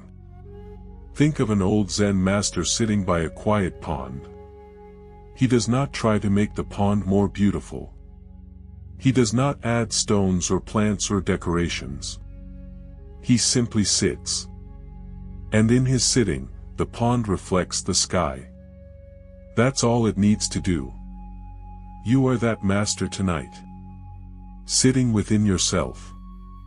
Watching without interference. Letting the pond be. As your body sinks deeper into rest, you may still notice thoughts arising. That's okay. That's not a problem. The goal is not to have a blank mind. The goal is to see clearly that you are not the mind. You are the awareness behind it. Watching it with tenderness and curiosity, but not clinging. This clarity is not something foreign. It is your original nature. The baby does not judge its experience, it simply feels. The dog does not analyze its emotions, it simply responds. The tree does not question its branches, it simply grows. And you, when you let go of judgment, return to that simple, sacred being. No need to perform. No need to figure it all out. Just this breath. Just this moment. Just this awareness. As your breath continues, as your body softens, as your mind begins to settle, know that you are returning to something ancient and familiar. The silence beneath the noise. The stillness beneath the waves. The clarity beneath the clouds. You are home. The mirror of still water reflects nothing and everything at once. That is your nature, empty of content, full of awareness. Thoughts may pass. Dreams may come. But the depth of who you are remains untouched, unmoved, deeply peaceful. Let yourself rest in this truth now. Not tomorrow. Not after solving everything. Now. Let the mirror shine in stillness. Let sleep arrive without effort. Let go. Let be. Let the night carry you. You are safe. You are whole. You are home. Chapter 9, The Floating Leaf, Trusting the Flow. There is a delicate moment in the evening when the day's energy begins to shift. The bright urgency of daylight fades into the softer rhythm of dusk, and the mind, still busy, often resists the natural descent toward rest. This resistance takes many forms: mental lists of tasks unfinished, worries about tomorrow, or the habitual clinging to control.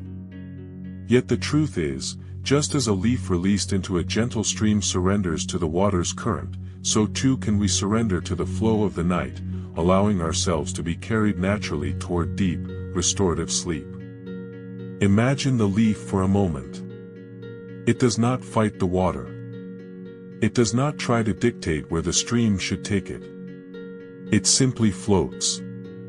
The water carries it, guiding it through twists and turns, around obstacles, deeper into calm pools. The leaf trusts the flow. This is a metaphor for a profound lesson in Zen practice, the art of letting go, not just of thoughts or worries, but of the very impulse to resist what is happening. The flow of life is constant. It moves regardless of our preferences or fears. When we resist, we expend energy, create tension, and cloud the mind. When we trust, we align ourselves with the natural order and open to peace. At night, this lesson is especially important. Many people struggle to fall asleep because they are caught in a battle with their own minds, trying to push away thoughts or force sleep to come. This struggle is like the leaf grabbing onto rocks in the stream, causing friction and preventing smooth movement. But what if you could become like the leaf instead? What if you could relax into the current and trust that it will take you where you need to go? This surrender does not mean giving up responsibility or care. It means recognizing the limits of control. It means embracing uncertainty with grace. As the Zen teacher Shunryu Suzuki once said, "Let go or be dragged." The choice is ours. Dragging ourselves through the night with restless thoughts leads to exhaustion. Letting go invites rest. Tonight, as you prepare to sleep, try to embody this image. Feel yourself as a floating leaf. Your body resting softly against the mattress. Your breath moving in and out like the gentle flow of water. Your mind releasing its grip, letting thoughts come and go without holding on. Resistance often arises because we fear loss, loss of control, loss of time, loss of safety. The mind wants certainty, but life offers flow. The leaf does not resist the river because it knows the river will carry it safely. It trusts the journey, even when it cannot see the destination. You can cultivate this trust through mindful awareness. Notice when you start to resist sleep. Perhaps your mind starts planning or worrying. Instead of fighting those thoughts, simply acknowledge them. Say to yourself, "I see you, mind. I will not fight you now." Then gently return your attention to the breath, to the sensation of floating, to the feeling of surrender. This practice is not about stopping thoughts forcibly. It's about changing your relationship with them. Thoughts are like the water around the leaf, sometimes calm, sometimes turbulent. You do not control the water. You float within it. You flow with it. As you float, you might feel a subtle shift. The tension in your body begins to melt. Your breath slows and deepens. The urge to control diminishes. This is the gateway to deep rest. When the mind ceases to resist, it opens space for sleep to arrive naturally. In life, many challenges arise because we cling to what we think should be, rather than what is. This clinging creates suffering. The leaf teaches us to embrace what is. It reminds us that flexibility and openness bring resilience and peace. Practice this letting go not only at night but throughout your day. Notice when you hold tightly to expectations or outcomes. Practice releasing the grip and trusting the flow of life's river. This trust does not mean passivity. It means active acceptance, a powerful stance that frees you from unnecessary struggle. Sleep is the ultimate act of surrender. When you lie down and close your eyes, you give up the day's effort. You allow your body and mind to rest and rejuvenate. Embracing the flow of sleep honors your deepest needs and supports your well-being. Tonight, as you drift towards sleep, remember the leaf. The leaf does not hurry. The leaf does not resist. The leaf trusts the current, flowing gracefully with whatever arises. Let yourself be that leaf. Let yourself trust the flow. As you continue to lie quietly, imagine the leaf floating effortlessly downstream. There is no agenda, no expectation, no need to control where it goes. The water may carry it swiftly or gently. It may swirl it in small eddies or take it through quiet pools. The leaf simply allows the flow to move it. This image invites you to embody the same ease. So often, before sleep, we grip tightly onto thoughts or feelings that arise. We try to solve problems, replay conversations, or anticipate the next day's demands. This mental grasping creates tension, tight muscles, rapid breath, restless mind, that makes sleep elusive. But when you become the floating leaf, you let these thoughts come and go without attachment. You watch them pass like clouds drifting across a vast sky. You don't need to chase or change them. You simply observe, then return to the feeling of floating. Floating does not mean disengaging from life or ignoring reality. It means surrendering the need to control outcomes, especially in moments meant for rest and renewal. Life's flow includes change, uncertainty, and surprise. The leaf accepts this, trusting that the current knows where to carry it. Practicing this trust creates spaciousness inside. It creates room for softness, for vulnerability, for the healing that comes with true rest. When the mind quiets, the body relaxes. Heart rate slows. Muscles release their hold. Your entire being begins to let go. You might notice resistance arising again, perhaps a thought insisting on your attention, or a feeling of restlessness. When this happens, gently remind yourself, I am the leaf. I am floating. Bring your awareness back to the breath and the sensation of surrender. With time, this practice rewires the nervous system. Instead of reacting with anxiety or resistance, you begin to respond with calm acceptance. You learn that surrender is strength, not weakness. That trust in the flow brings peace, even in uncertainty. This trust also nurtures compassion, for yourself and others. You realize that just as you struggle with control, so do those around you. Everyone is learning to let go, to flow, to rest. This awareness softens judgments and opens the heart. As sleep deepens, this compassion wraps around you like a warm blanket. You rest in the knowledge that you are part of a vast unfolding, a river moving toward the sea. The currents of life and sleep are one. Tomorrow, when the day begins again, you will carry this trust with you. You will remember the leaf's grace. You will practice letting go in small moments, when stress arises, when plans change, when things feel uncertain. And at night, you will return to the river. You will float. Sleep will come naturally. Rest will be deep. Joy will awaken with the dawn. So now, gently close your eyes. Feel the softness of the bed beneath you. Notice your breath moving like a gentle current. Become the leaf, floating free. Trust the flow. And drift peacefully into sleep. Chapter 10, The Silent Path, Embracing Stillness Before Sleep. There is a quiet path within each of us, a silent way that leads beyond the restless chatter of the mind, beyond the noise of the day, beyond the worries that often fill our thoughts before we sleep. This path is not marked by signs or destinations. It is felt as a deep stillness, an inner calm that invites us to step off the busy road of thinking and into a place where rest comes naturally and fully. Most people, when they prepare to sleep, find their minds busy, circling through lists of unfinished work, replaying conversations, or imagining future scenarios. This mental noise can feel overwhelming. It keeps the body tense, the breath shallow, and the heart uneasy.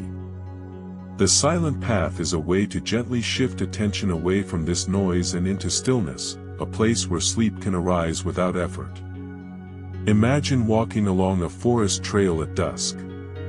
The last rays of sunlight filter through the trees, casting soft shadows on the ground. The air is cool and still. As you walk, you notice the subtle sounds, the rustle of leaves, a distant bird call, the gentle whisper of wind. Your footsteps slow. Your breath deepens. You begin to feel a natural quiet settle inside. This experience mirrors what the silent path offers within. It is the movement from activity to rest, from noise to silence. But unlike the forest trail, this path is inward. It takes you beyond the surface of your thoughts into the depths of your own being. The first step on this path is awareness. Becoming aware of the present moment exactly as it is. Not judging, not trying to change, but simply noticing. You might begin by paying attention to your breath, the gentle in and out that anchors you in the now. Or you might become aware of the sensations in your body, the feeling of your back against the mattress, the softness of the sheets, the rhythm of your heartbeat. This simple noticing creates space. Space where the mind can rest without distraction. Space where tension can release. Space where the silence beneath the noise becomes visible. Many people struggle with silence because it feels empty or even threatening. The mind is so used to constant stimulation that silence can awaken uncomfortable feelings, loneliness, anxiety, or restlessness. The silent path asks us to meet these feelings with gentle curiosity rather than fear. To sit with them without rushing away. Imagine a small pond, perfectly still, reflecting the sky above. When the wind blows, ripples disturb the surface. The mind is like the pond. When thoughts arise, the water moves. But if you watch patiently, the ripples settle. The pond returns to calm, reflecting clearly again. This is what stillness is, not the absence of movement, but the presence of peace despite movement. It is a stable, unmoving core beneath the waves of experience. To embrace the silent path before sleep means practicing this patience. Allowing the ripples of thought to arise and fall without resistance. Allowing feelings to come and go like clouds passing over the sky. One helpful practice is to imagine yourself as the observer of these experiences rather than the participant. You watch thoughts and feelings as if from a distance, without getting caught up in their stories. This creates detachment, not disconnection, but freedom from the automatic pull of the mind. As you cultivate this observer stance, the need to solve problems or fix worries lessens. You realize that many of these mental activities are habitual, not urgent. You learn to release them gently, like letting go of a rope rather than holding on tightly. This release allows the body to relax more deeply. Muscles soften. The heart rate slows.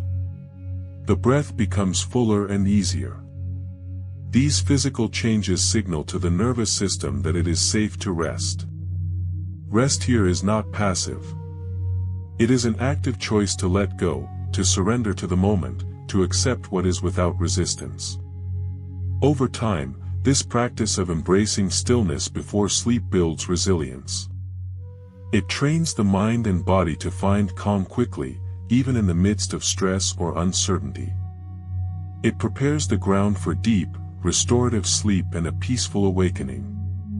The silent path also reminds us of a fundamental truth in Zen philosophy, that peace is not found by changing the world outside, but by changing our relationship to the world inside. By stepping off the treadmill of endless doing and entering the realm of being. Tonight, as you prepare to rest, invite yourself to walk this silent path. Begin by settling into your body, feeling its weight and presence. Bring gentle awareness to your breath. Notice any areas of tension and allow them to soften. If thoughts arise, Acknowledge them without judgment. Imagine placing them on leaves floating down a stream, watching them drift away. Return your focus to the quiet rhythm of your breath. Allow the stillness to deepen. Let the silent path carry you gently into the space beyond thought, where true rest awaits. As you rest in this stillness, you may begin to feel something subtle yet profound, a sense of presence. Not the presence of thoughts or emotions, but the presence of awareness itself. It is quiet, expansive, and deeply peaceful. This awareness is always there, beneath the surface noise of the day. It does not come and go like your thoughts do. It simply is.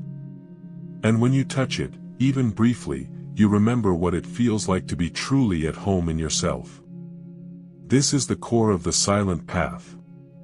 It is not about forcing the mind into silence, or suppressing thought, or achieving some spiritual goal. It is about returning. Returning to what has always been there.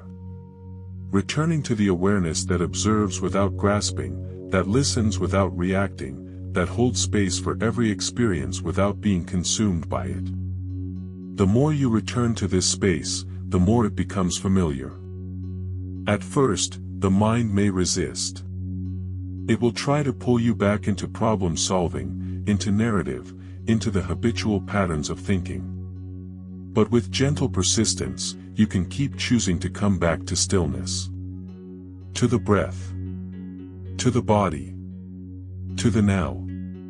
You might think of the silent path as a clearing in a dense forest.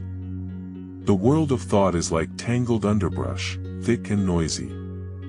But the clearing is open, quiet, spacious. And once you know the way there, you can return again and again. Sometimes the path to this clearing is obscured. You may feel tired, distracted, or restless. This is normal. The practice is not about achieving perfect calm. It's about allowing yourself to be exactly where you are, and walking the path anyway. Even if your thoughts are busy, even if you feel unsettled, you can still turn inward. Still choose silence. And in that choice, something begins to shift. The nervous system relaxes its grip. The breath lengthens. The mind grows quieter, not through force, but through lack of resistance.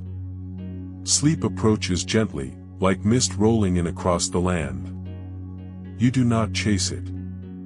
You invite it by creating the right conditions, by preparing the soil through stillness. There is a moment, sometimes just before sleep, when the last thought dissolves, and you are suspended in a kind of luminous calm. You are aware, but not thinking. Awake, but not alert. It is a place between waking and dreaming, a liminal space of deep peace. The silent path leads you here. And it is not just a path for the night. With time, you will find it during the day as well, in the quiet pause between breaths, in the space between words in a conversation, in the calm that follows an emotional storm. The more you practice, the more this silence becomes part of you. You begin to live from stillness, not just retreat into it. You make decisions with more clarity. You respond to others with more kindness. You hold your own pain with more gentleness. And at the end of the day, when you return to your bed, the path is already waiting for you. Familiar. Welcoming. Quiet. Tonight, as you lie in your bed, let the silence wrap around you like a soft blanket. There is nothing you need to do now. No problems to solve. No thoughts to analyze. You are not your to-do list. You are not your achievements. You are not even your thoughts. You are the still presence that watches them all come and go. Feel your breath, slow and steady. Feel your body, sinking deeper into the bed. Feel the quiet, like a gentle river flowing through your mind. Let this silence carry you. Let it hold you. Let it show you the peace that lives within you, always. And as you drift into sleep, remember, the silent path does not end with the night. It continues within you, ready to be walked again with each new breath, each new moment, each new dawn. Sleep now, dear listener. Let go. You are safe. You are held. You are home. Chapter 11, The Bell at Dawn, Awakening with Gentle Awareness. Long before the sun breaks the horizon, before the first sounds of the world return to life, there is a moment, barely perceptible, where everything is perfectly still. It is the space between night and day, between dreaming and waking. A sacred pause. In Zen monasteries, this moment is marked not by alarm clocks or hurried movement, but by the sound of a bell. The bell does not shout or demand. It does not jar the body from rest. It simply rings, clear, resonant, and gentle, cutting through the silence like a beam of light. And in that sound, something awakens. Not just the body, but the awareness itself. The sound of the bell is not a signal to begin doing. It is a reminder to begin being, to open the eyes not just outward, but inward.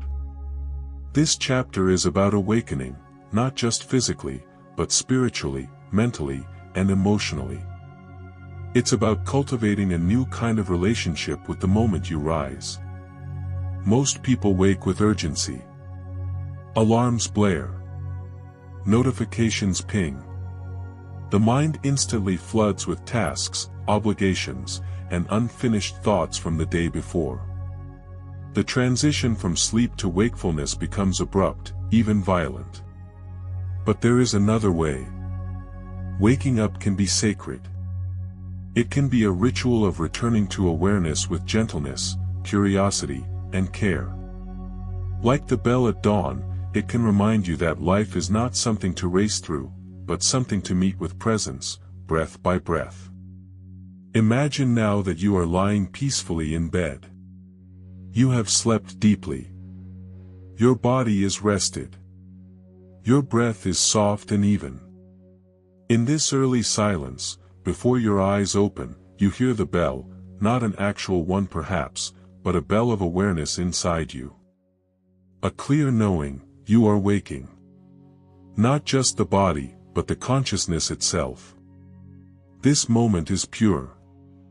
It holds no past, no future, only the now. You can choose to rush past this moment. Or you can linger. To awaken with gentle awareness means choosing to linger. It means noticing your breath before you rise. It means feeling the sensation of your body on the bed, the weight, the warmth, the softness.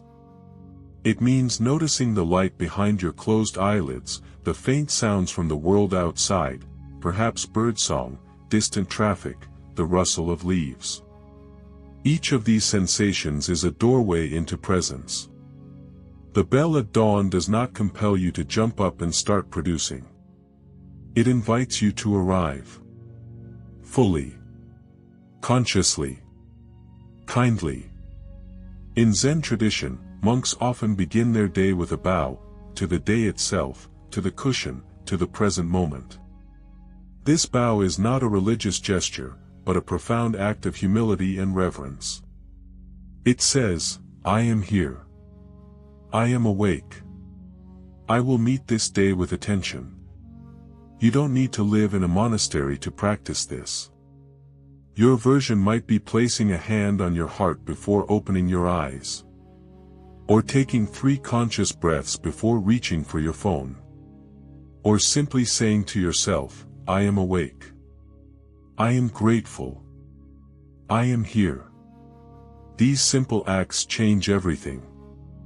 They shift the momentum of your day from reactivity to intention. They turn waking up into a spiritual practice. And this is not about adding more to your morning routine. It is about removing the noise, clearing the fog, and allowing the natural clarity of awareness to shine through. You don't need to force positivity or pretend you feel rested. Gentle awareness accepts everything that is present, including tiredness, resistance, even dread. It holds these with compassion, not judgment. It says, even this belongs. Even the heaviness. Even the reluctance. You do not have to fix these feelings before you begin your day. You simply have to meet them honestly. This honesty is part of awakening. Awareness does not mean feeling good all the time. It means being fully present with whatever arises, without turning away. And there is a strange and beautiful thing that happens when we do this. The very act of accepting what is, softens its grip. Resistance loses its edge. Tension melts. What felt heavy becomes simply true, and in that truth, a kind of ease returns. Imagine again the sound of the bell. It does not judge. It does not insist that you feel a certain way. It only rings. And in ringing, it brings you back. Back from the past. Back from the future. Back to this one breath. This kind of awakening is subtle, but powerful. It doesn't rely on motivation or energy. It relies on attention. And attention is always available. Even when you're tired. Even when you're anxious. Even when you don't know how the day will unfold. The bell calls you to start where you are. To place one foot on the floor. To take one breath with care. To meet the day not with urgency, but with grace. In this way, the morning becomes a meditation. A return. An offering. Waking up with awareness transforms more than just your morning. It changes your relationship with time, with intention, and with the self. When you begin your day from stillness, from grounded presence, the rest of the day tends to echo that tone. Like a tuning fork struck at dawn, the resonance continues through the hours. It doesn't mean chaos won't appear. It doesn't mean you won't get frustrated, busy, or swept up in thoughts again. But it means you've begun your day anchored. And that anchoring makes all the difference. When the waves come, you are not lost in them. You have a center to return to. The bell at dawn is not just a metaphor, it's a reminder. Whether literal or imagined, it represents the conscious decision to greet life rather than react to it. You become a participant in your own unfolding rather than a captive of momentum. You step into the flow not as a victim of time, but as a witness of it. Consider what it would mean to bring this sense of reverence into the first 5 minutes of your day. You don't need candles, cushions, or rituals, though you're welcome to have them. All that's needed is attention. 5 minutes of breath. 5 minutes of noticing. 5 minutes of just being. That's enough to shift your state, your nervous system, and the quality of awareness you carry with you. Even making your bed can become a sacred act if you do it with attention. Even brushing your teeth can be a meditation if you feel the water, the motion, the presence of your own body. Every mundane moment can become luminous when touched by awareness. In Zen, the word samu refers to mindful work, chopping wood, sweeping floors, tending gardens. These acts are not separate from spiritual practice. They are the practice. Because the essence of Zen is not escape, it's return. Returning to this moment, again and again, with full presence. No moment too small. No act too ordinary. And so, when the bell at dawn sounds, whether heard with the ears or felt within the heart, you are invited to begin your day not with noise, but with noticing. Notice the light growing through the window. Notice the texture of the floor beneath your feet. Notice the silence between your thoughts. And in noticing, you wake up. Not just from sleep, but from unconsciousness, from autopilot, from distraction, from forgetfulness. You wake up into yourself, into the miracle of now. This practice is not about being perfect. Some mornings you will forget. Some mornings you will oversleep, rush, check your phone before your breath. That's okay. The bell is always there. The invitation never expires. You can return to awareness at any moment. Even halfway through your coffee. Even on the commute. Even while brushing your child's hair or standing in line. The bell at dawn becomes internal. A quiet tone of remembrance. A subtle whisper that says, here. Now. This is it. And eventually, this awareness flows into your evenings too. The way you start your day influences the way you end it. Mornings and nights are not separate, they are part of one continuous breath. The way you rise sets the tone for how you will rest. So by honoring the morning with silence, you plant seeds of peace that blossom in the dark. And if you ever forget this path, if the world pulls you into speed and reaction, you need only pause. Just for a breath. Just long enough to remember the sound of the bell. Its tone is still ringing. Even now. It rings when you notice the tension in your jaw and soften it.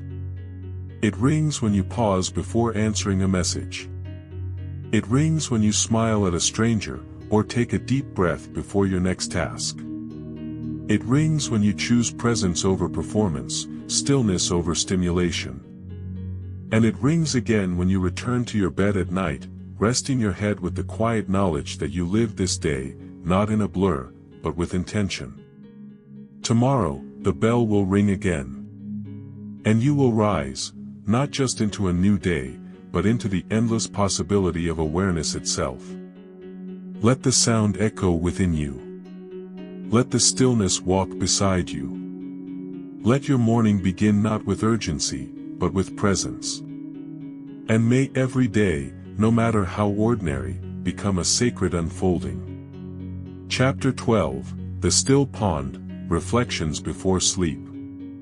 Finding serenity in stillness to prepare the mind for deep rest.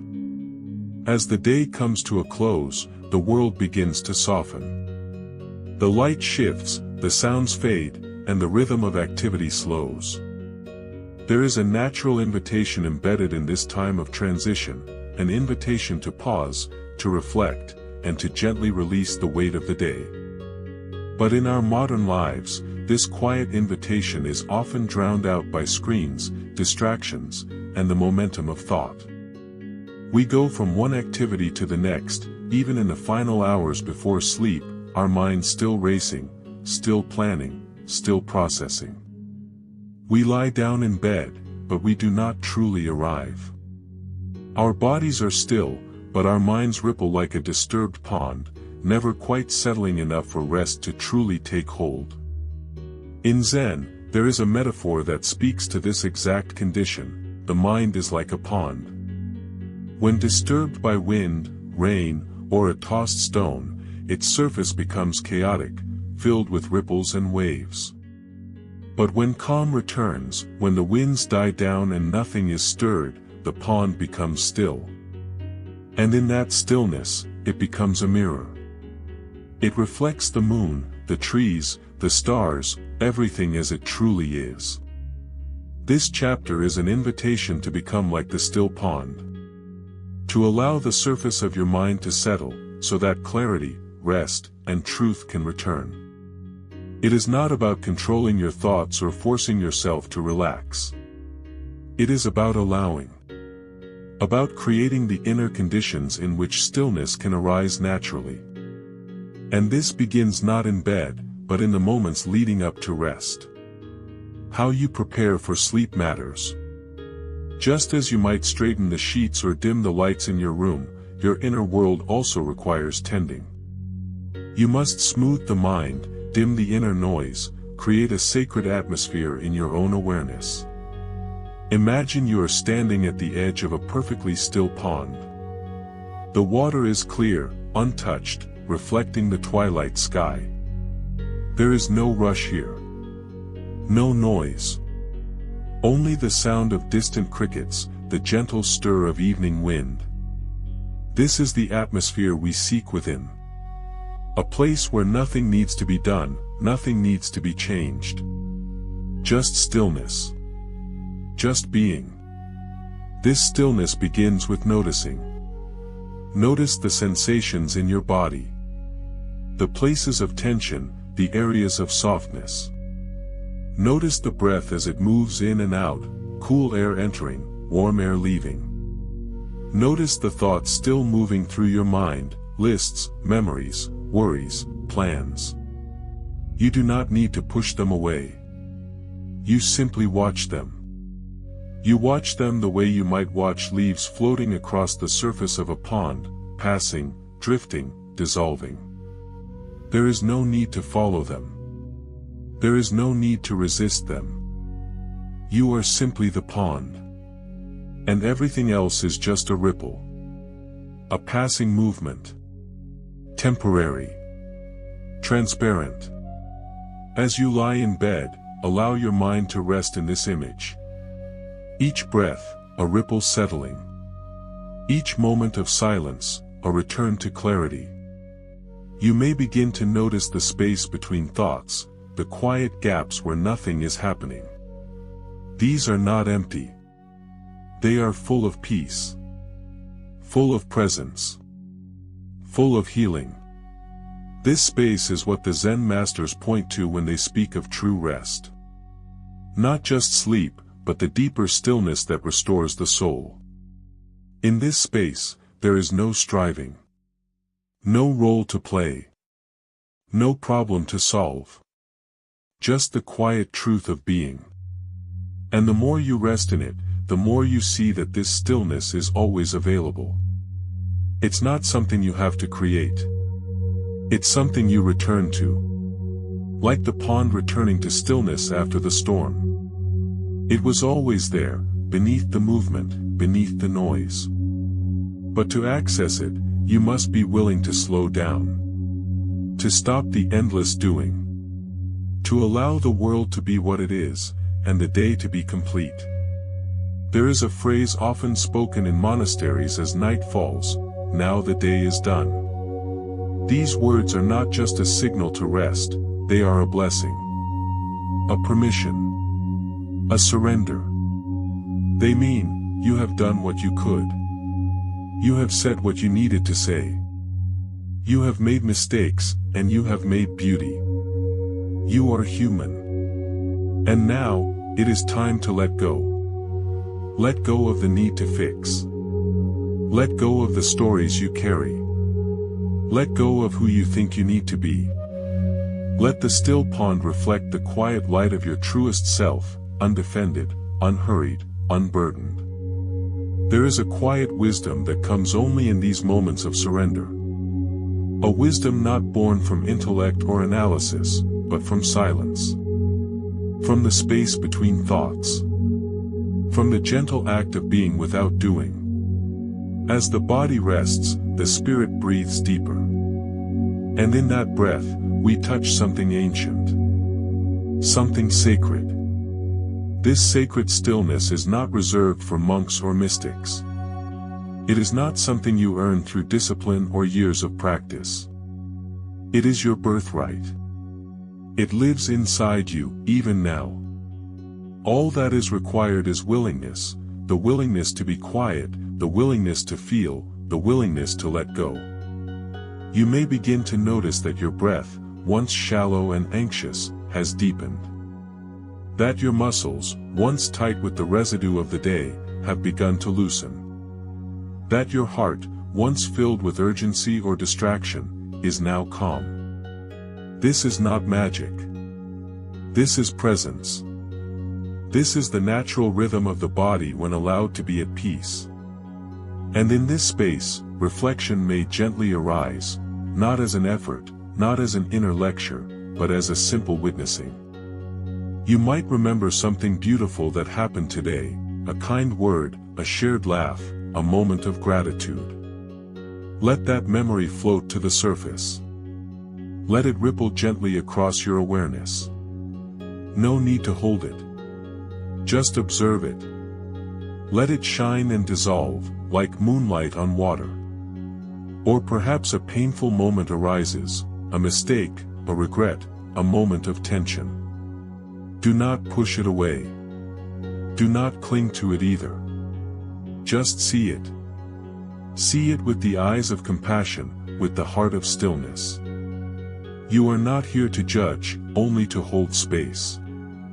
Like the pond, which does not resist the falling leaf or the passing wind, you simply allow. This kind of reflection before sleep is not about fixing or analyzing. It is about making peace. Making peace with what was, so you can fully enter what is. In Zen, there is a deep appreciation for impermanence, for the truth that everything changes, everything passes. This includes the day you've just lived. It, too, is impermanent. It has come and gone like the sun crossing the sky.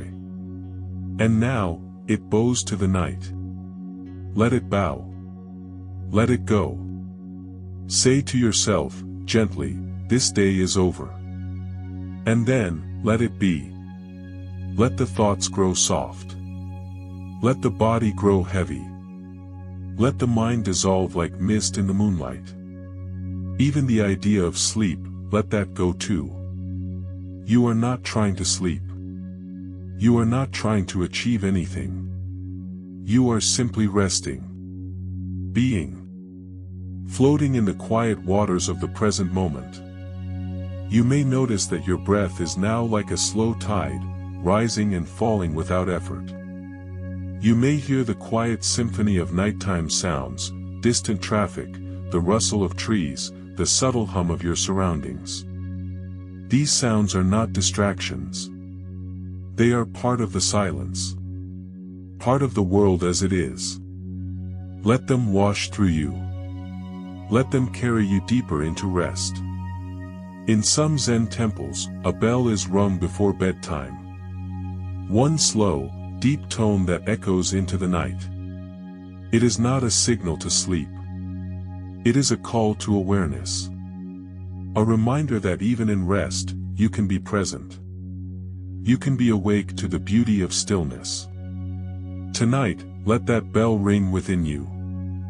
Let it remind you that there is nothing you must become. Nothing you must solve. Nothing you must hold on to.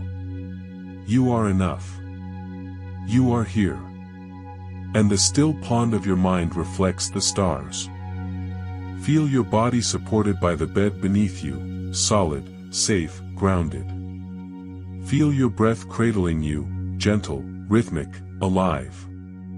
Feel the presence within you, the part of you that watches, that listens, that simply is.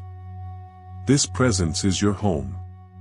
It does not sleep, yet it welcomes rest. It holds you without condition. It loves you without demand.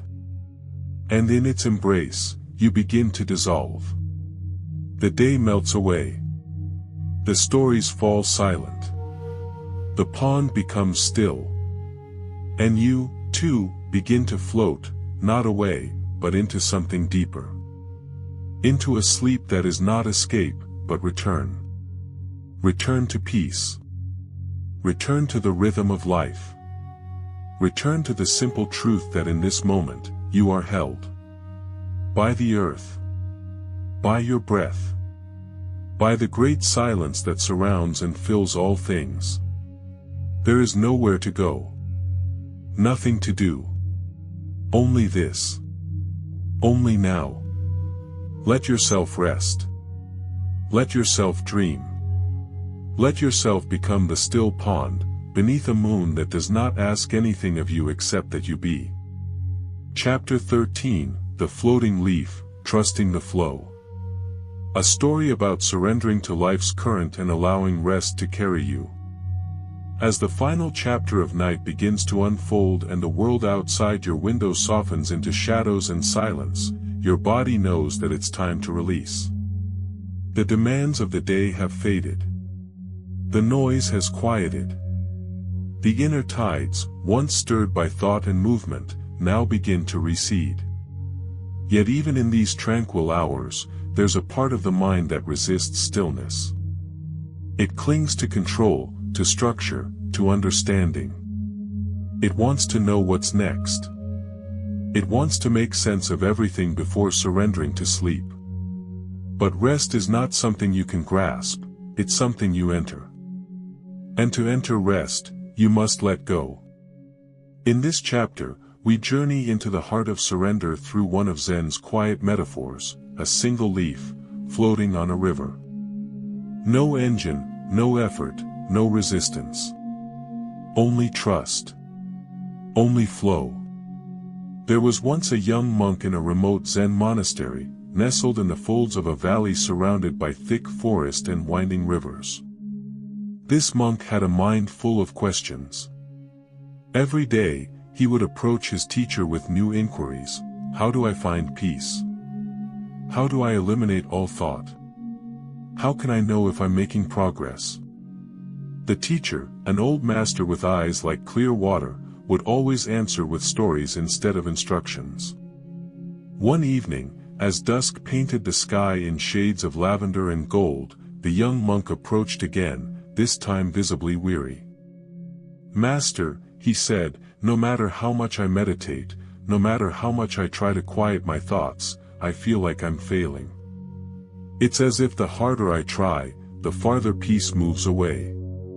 The old master smiled gently and said, "Come, let us walk." They made their way down a path that led to the riverbank, where the soft murmur of flowing water welcomed them like an old friend.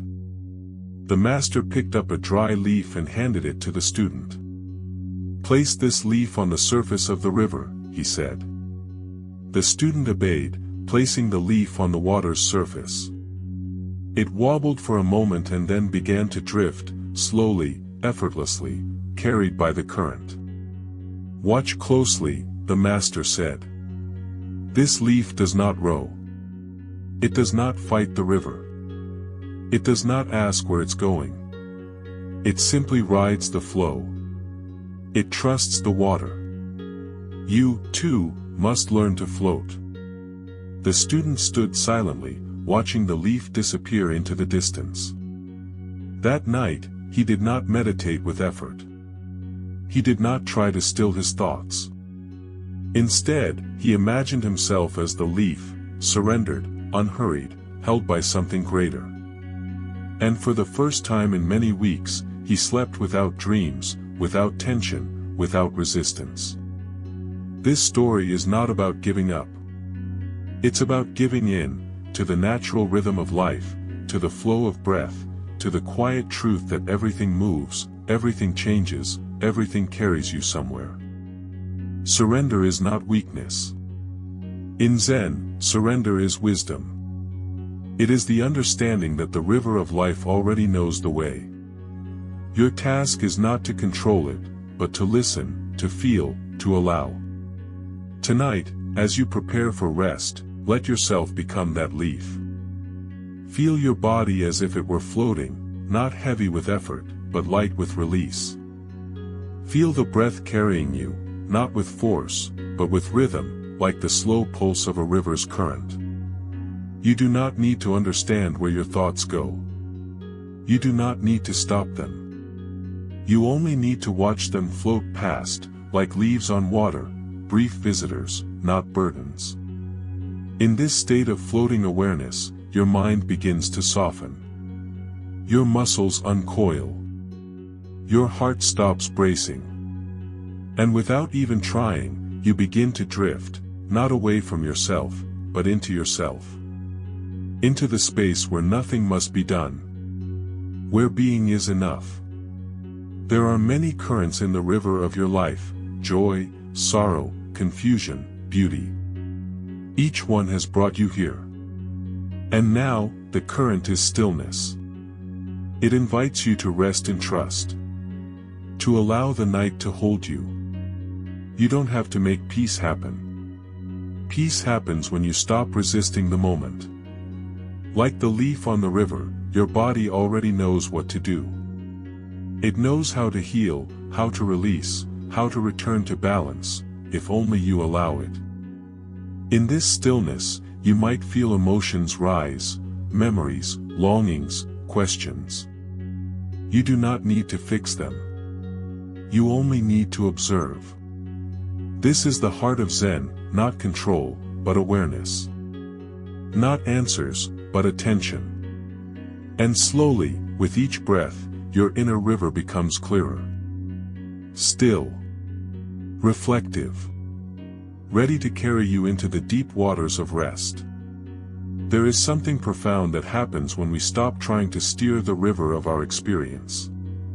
Something in us relaxes, not just the body, but the very self that believes it must always be in control.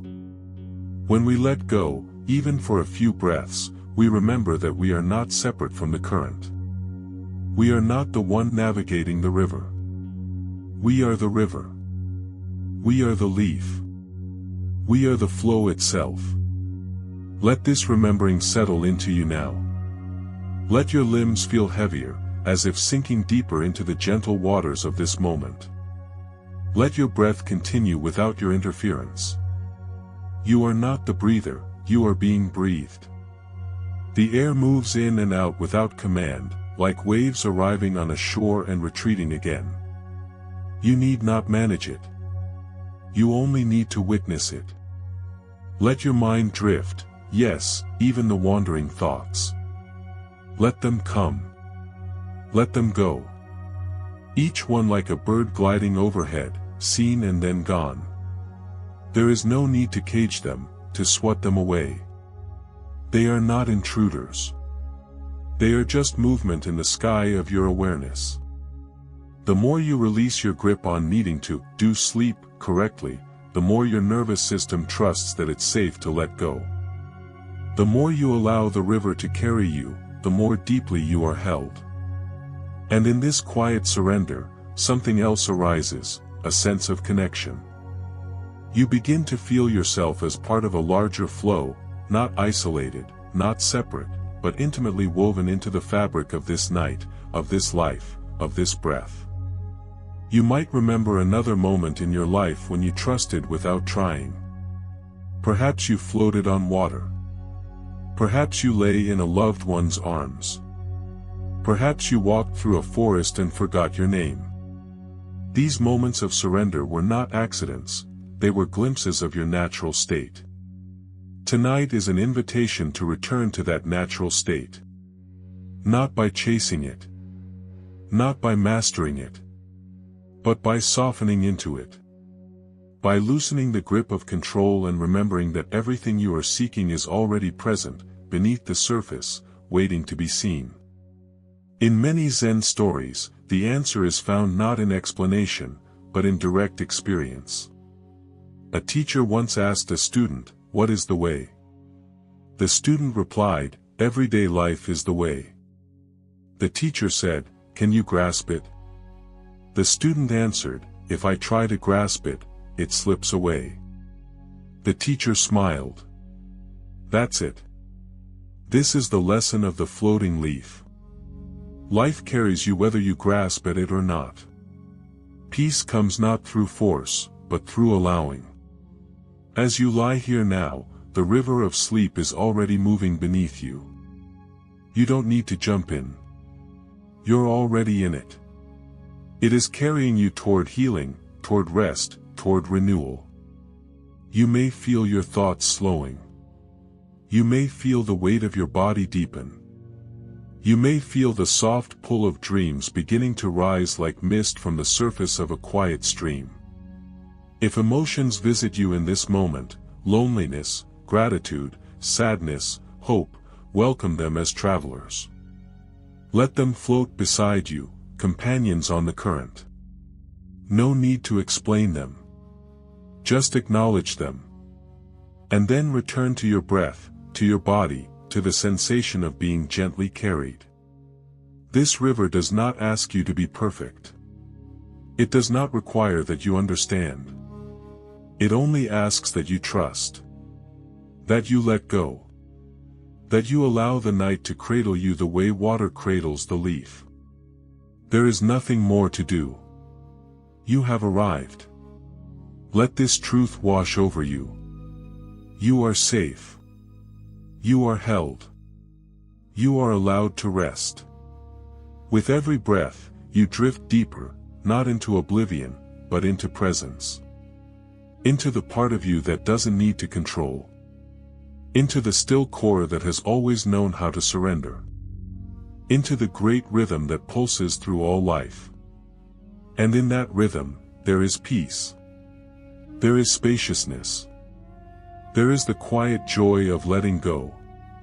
You might picture yourself once again as the leaf, small, light, unconcerned. Drifting gently beneath a night sky scattered with stars. No destination. No agenda. Just the river. Just the moon. Just the breath. Floating. Resting. Becoming one with the current. And as the final thoughts of the day dissolve, as the body surrenders more completely to rest, you arrive at a state beyond striving. A state of simple, effortless being. This is the gift of Zen. Not to change who you are, but to remember who you've always been, a part of the whole. A breath in the great wind. A leaf in the eternal river. You are not lost. You are home. Chapter 14, The Temple Bell at Midnight, Hearing the Sound Within. Listening to the inner silence that guides you home. In the stillness of night, when the world has quieted and the edges of day have faded into darkness, a different kind of listening becomes possible. It is not the listening you do with your ears, attentive, analytical, reactive. It is deeper, quieter, more spacious. It is a listening that comes from the heart, the body, the soul. A listening not to sound, but to silence. Not to noise, but to presence. And in that silence, something ancient begins to speak. This chapter is about listening, not outward, but inward. Not to the chaos of thought, but to the space between the thoughts.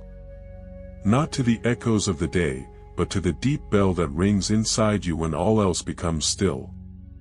There is a Zen story about a traveler who came to a remote mountain monastery at midnight, seeking wisdom. The gates were closed. The monks had long since gone to sleep. The night was thick with fog and moonlight, and the traveler sat outside the gate, uncertain of whether he should leave or wait. Suddenly, from the darkness, a sound arose, the deep, resonant toll of the temple bell. It rang once. Then again. Then again. Each sound stretched across the stillness like ripples in a pond. The traveler sat down, mesmerized. He had never heard anything so clear, so pure, so full of silence. Something inside him stilled. His breathing slowed. His questions fell away. The night became enough.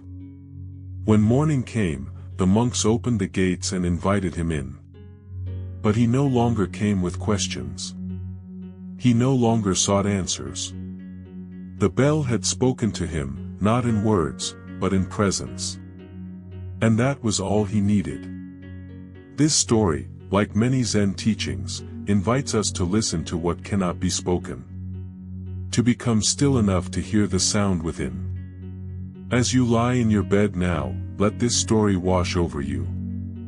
Let it carry you like a gentle wave into the deeper layers of your own experience. The world around you is quieting. The rhythm of your breath is slowing. Your body, held by the mattress, begins to feel heavier, more relaxed, more distant from the demands of the day. You are entering the temple of night, the sacred space where doing dissolves and being begins. You do not need a bell to sound. You do not need a master to speak. The bell already lives inside you. Its sound is the stillness beneath your thoughts. It rings not to call you somewhere, but to call you back to yourself. As you listen inwardly now, notice the subtle sensations in your body. Notice the way your breath moves in and out, like wind through the trees. Notice how your thoughts rise and fall, without effort, without control. Do not resist them. Do not chase them. Just let them be, and keep listening beneath them.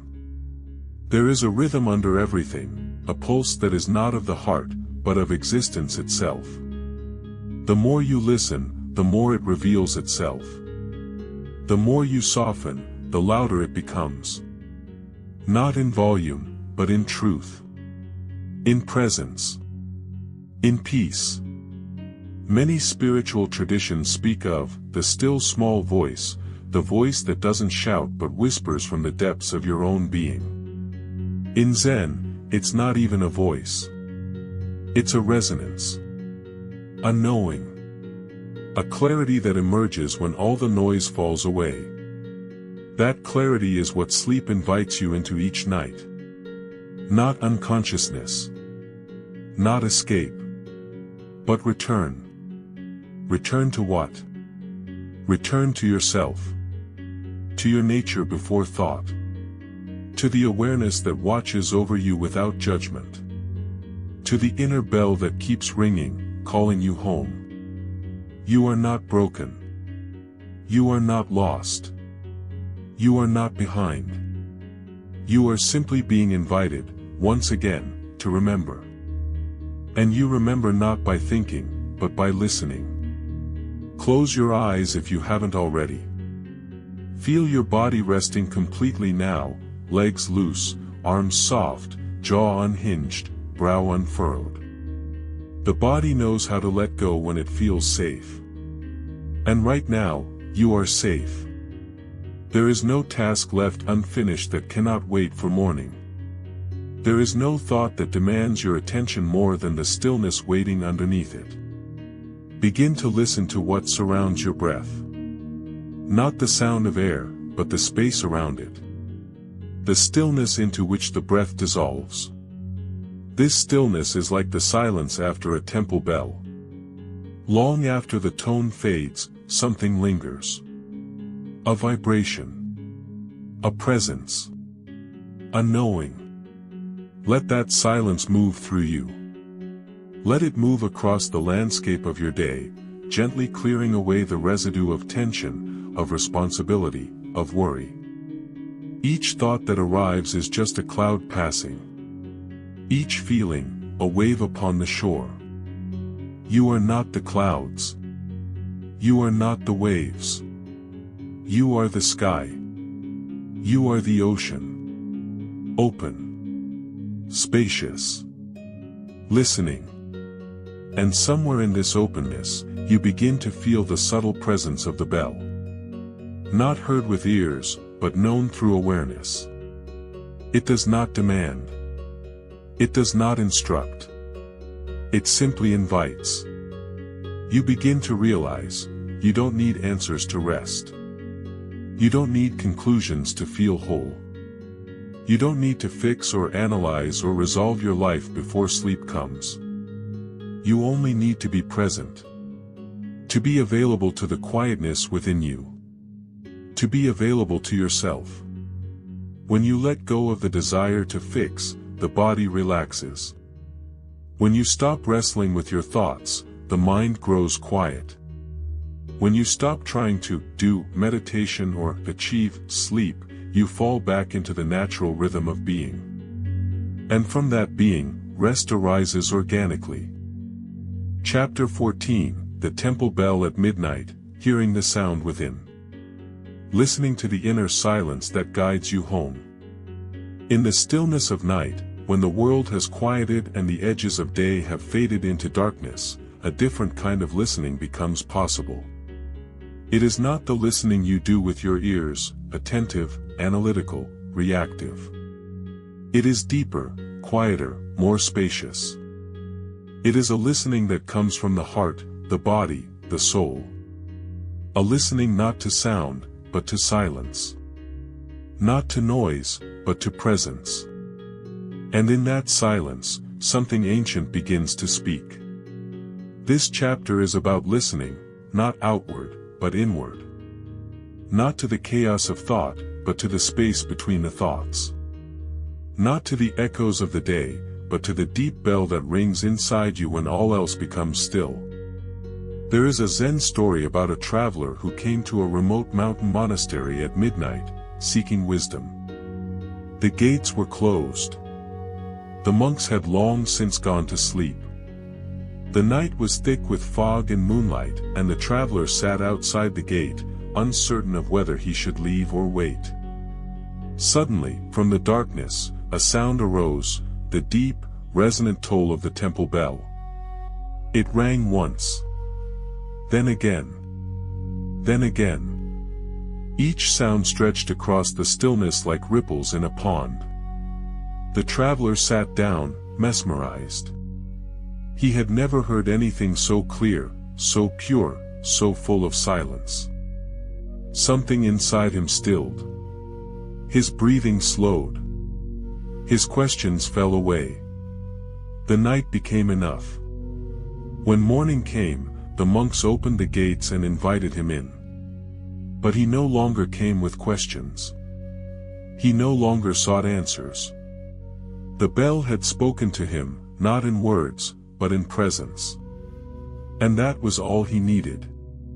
This story, like many Zen teachings, invites us to listen to what cannot be spoken. To become still enough to hear the sound within. As you lie in your bed now, let this story wash over you. Let it carry you like a gentle wave into the deeper layers of your own experience. The world around you is quieting. The rhythm of your breath is slowing. Your body, held by the mattress, begins to feel heavier, more relaxed, more distant from the demands of the day. You are entering the temple of night, the sacred space where doing dissolves and being begins. You do not need a bell to sound. You do not need a master to speak. The bell already lives inside you. Its sound is the stillness beneath your thoughts. It rings not to call you somewhere, but to call you back to yourself. As you listen inwardly now, notice the subtle sensations in your body. Notice the way your breath moves in and out, like wind through the trees. Notice how your thoughts rise and fall, without effort, without control. Do not resist them. Do not chase them. Just let them be, and keep listening beneath them. There is a rhythm under everything, a pulse that is not of the heart, but of existence itself. The more you listen, the more it reveals itself. The more you soften, the louder it becomes. Not in volume, but in truth. In presence. In peace. Many spiritual traditions speak of the still small voice, the voice that doesn't shout but whispers from the depths of your own being. In Zen, it's not even a voice. It's a resonance. A knowing. A clarity that emerges when all the noise falls away. That clarity is what sleep invites you into each night. Not unconsciousness. Not escape. But return. Return to what? Return to yourself. To your nature before thought. To the awareness that watches over you without judgment. To the inner bell that keeps ringing, calling you home. You are not broken. You are not lost. You are not behind. You are simply being invited, once again, to remember. And you remember not by thinking, but by listening. Close your eyes if you haven't already. Feel your body resting completely now, legs loose, arms soft, jaw unhinged, brow unfurrowed. The body knows how to let go when it feels safe. And right now, you are safe. There is no task left unfinished that cannot wait for morning. There is no thought that demands your attention more than the stillness waiting underneath it. Begin to listen to what surrounds your breath. Not the sound of air, but the space around it. The stillness into which the breath dissolves. This stillness is like the silence after a temple bell. Long after the tone fades, something lingers. A vibration. A presence. A knowing. Let that silence move through you. Let it move across the landscape of your day, gently clearing away the residue of tension, of responsibility, of worry. Each thought that arrives is just a cloud passing. Each feeling, a wave upon the shore. You are not the clouds. You are not the waves. You are the sky. You are the ocean. Open. Spacious. Listening. And somewhere in this openness, you begin to feel the subtle presence of the bell. Not heard with ears, but known through awareness. It does not demand. It does not instruct. It simply invites. You begin to realize, you don't need answers to rest. You don't need conclusions to feel whole. You don't need to fix or analyze or resolve your life before sleep comes. You only need to be present. To be available to the quietness within you. To be available to yourself. When you let go of the desire to fix, the body relaxes. When you stop wrestling with your thoughts, the mind grows quiet. When you stop trying to do meditation or achieve sleep, you fall back into the natural rhythm of being. And from that being, rest arises organically. The body knows how to do this. Each breath is a letting go. Each exhale, a surrender. You do not need to understand how sleep comes. You only need to allow it. The teachings of Zen remind us again and again, not everything needs to be grasped. In fact, the more you grasp, the more elusive peace becomes. But when you release, when you let the hands of your mind open, when you allow the moment to be exactly as it is, something ancient awakens within you. That something has no name, no form, but it is deeply familiar. It is what has carried you through every dark night of your life. It is what held you when nothing made sense. It is what whispered to you in moments of despair, keep going. And now, it is here again. The darkness you are lying in is not emptiness. It is potential. It is sacred space. It is the soft soil in which your deepest self can rest. Imagine, just for a moment, that your inner world is like a still pond beneath the stars. Every worry is a stone dropped into the water. And the more you try to think your way out, the more ripples you create. But when you stop, when you just rest, the water settles. The stars above reflect clearly. Stillness returns. This is the essence of Zen. This is the doorway to sleep, not through effort, but through release. The world has taught you to seek control. Control over your schedule. Control over your mind. Even control over your rest. But sleep, like peace, cannot be forced. It cannot be demanded. It must be invited. And how do we invite it? Not through striving. Not through achievement. But through surrender. Through letting go of the need to know what comes next. Through becoming one with the darkness, not as a threat, but as a companion. The old Zen masters knew this. One of them, Ryokan, lived alone in a small hut on a mountain. He had no electricity, no clocks, no calendar. Just a bowl, a robe, and the moonlight. When night fell, he did not light a flame. He simply sat. He let the shadows enter.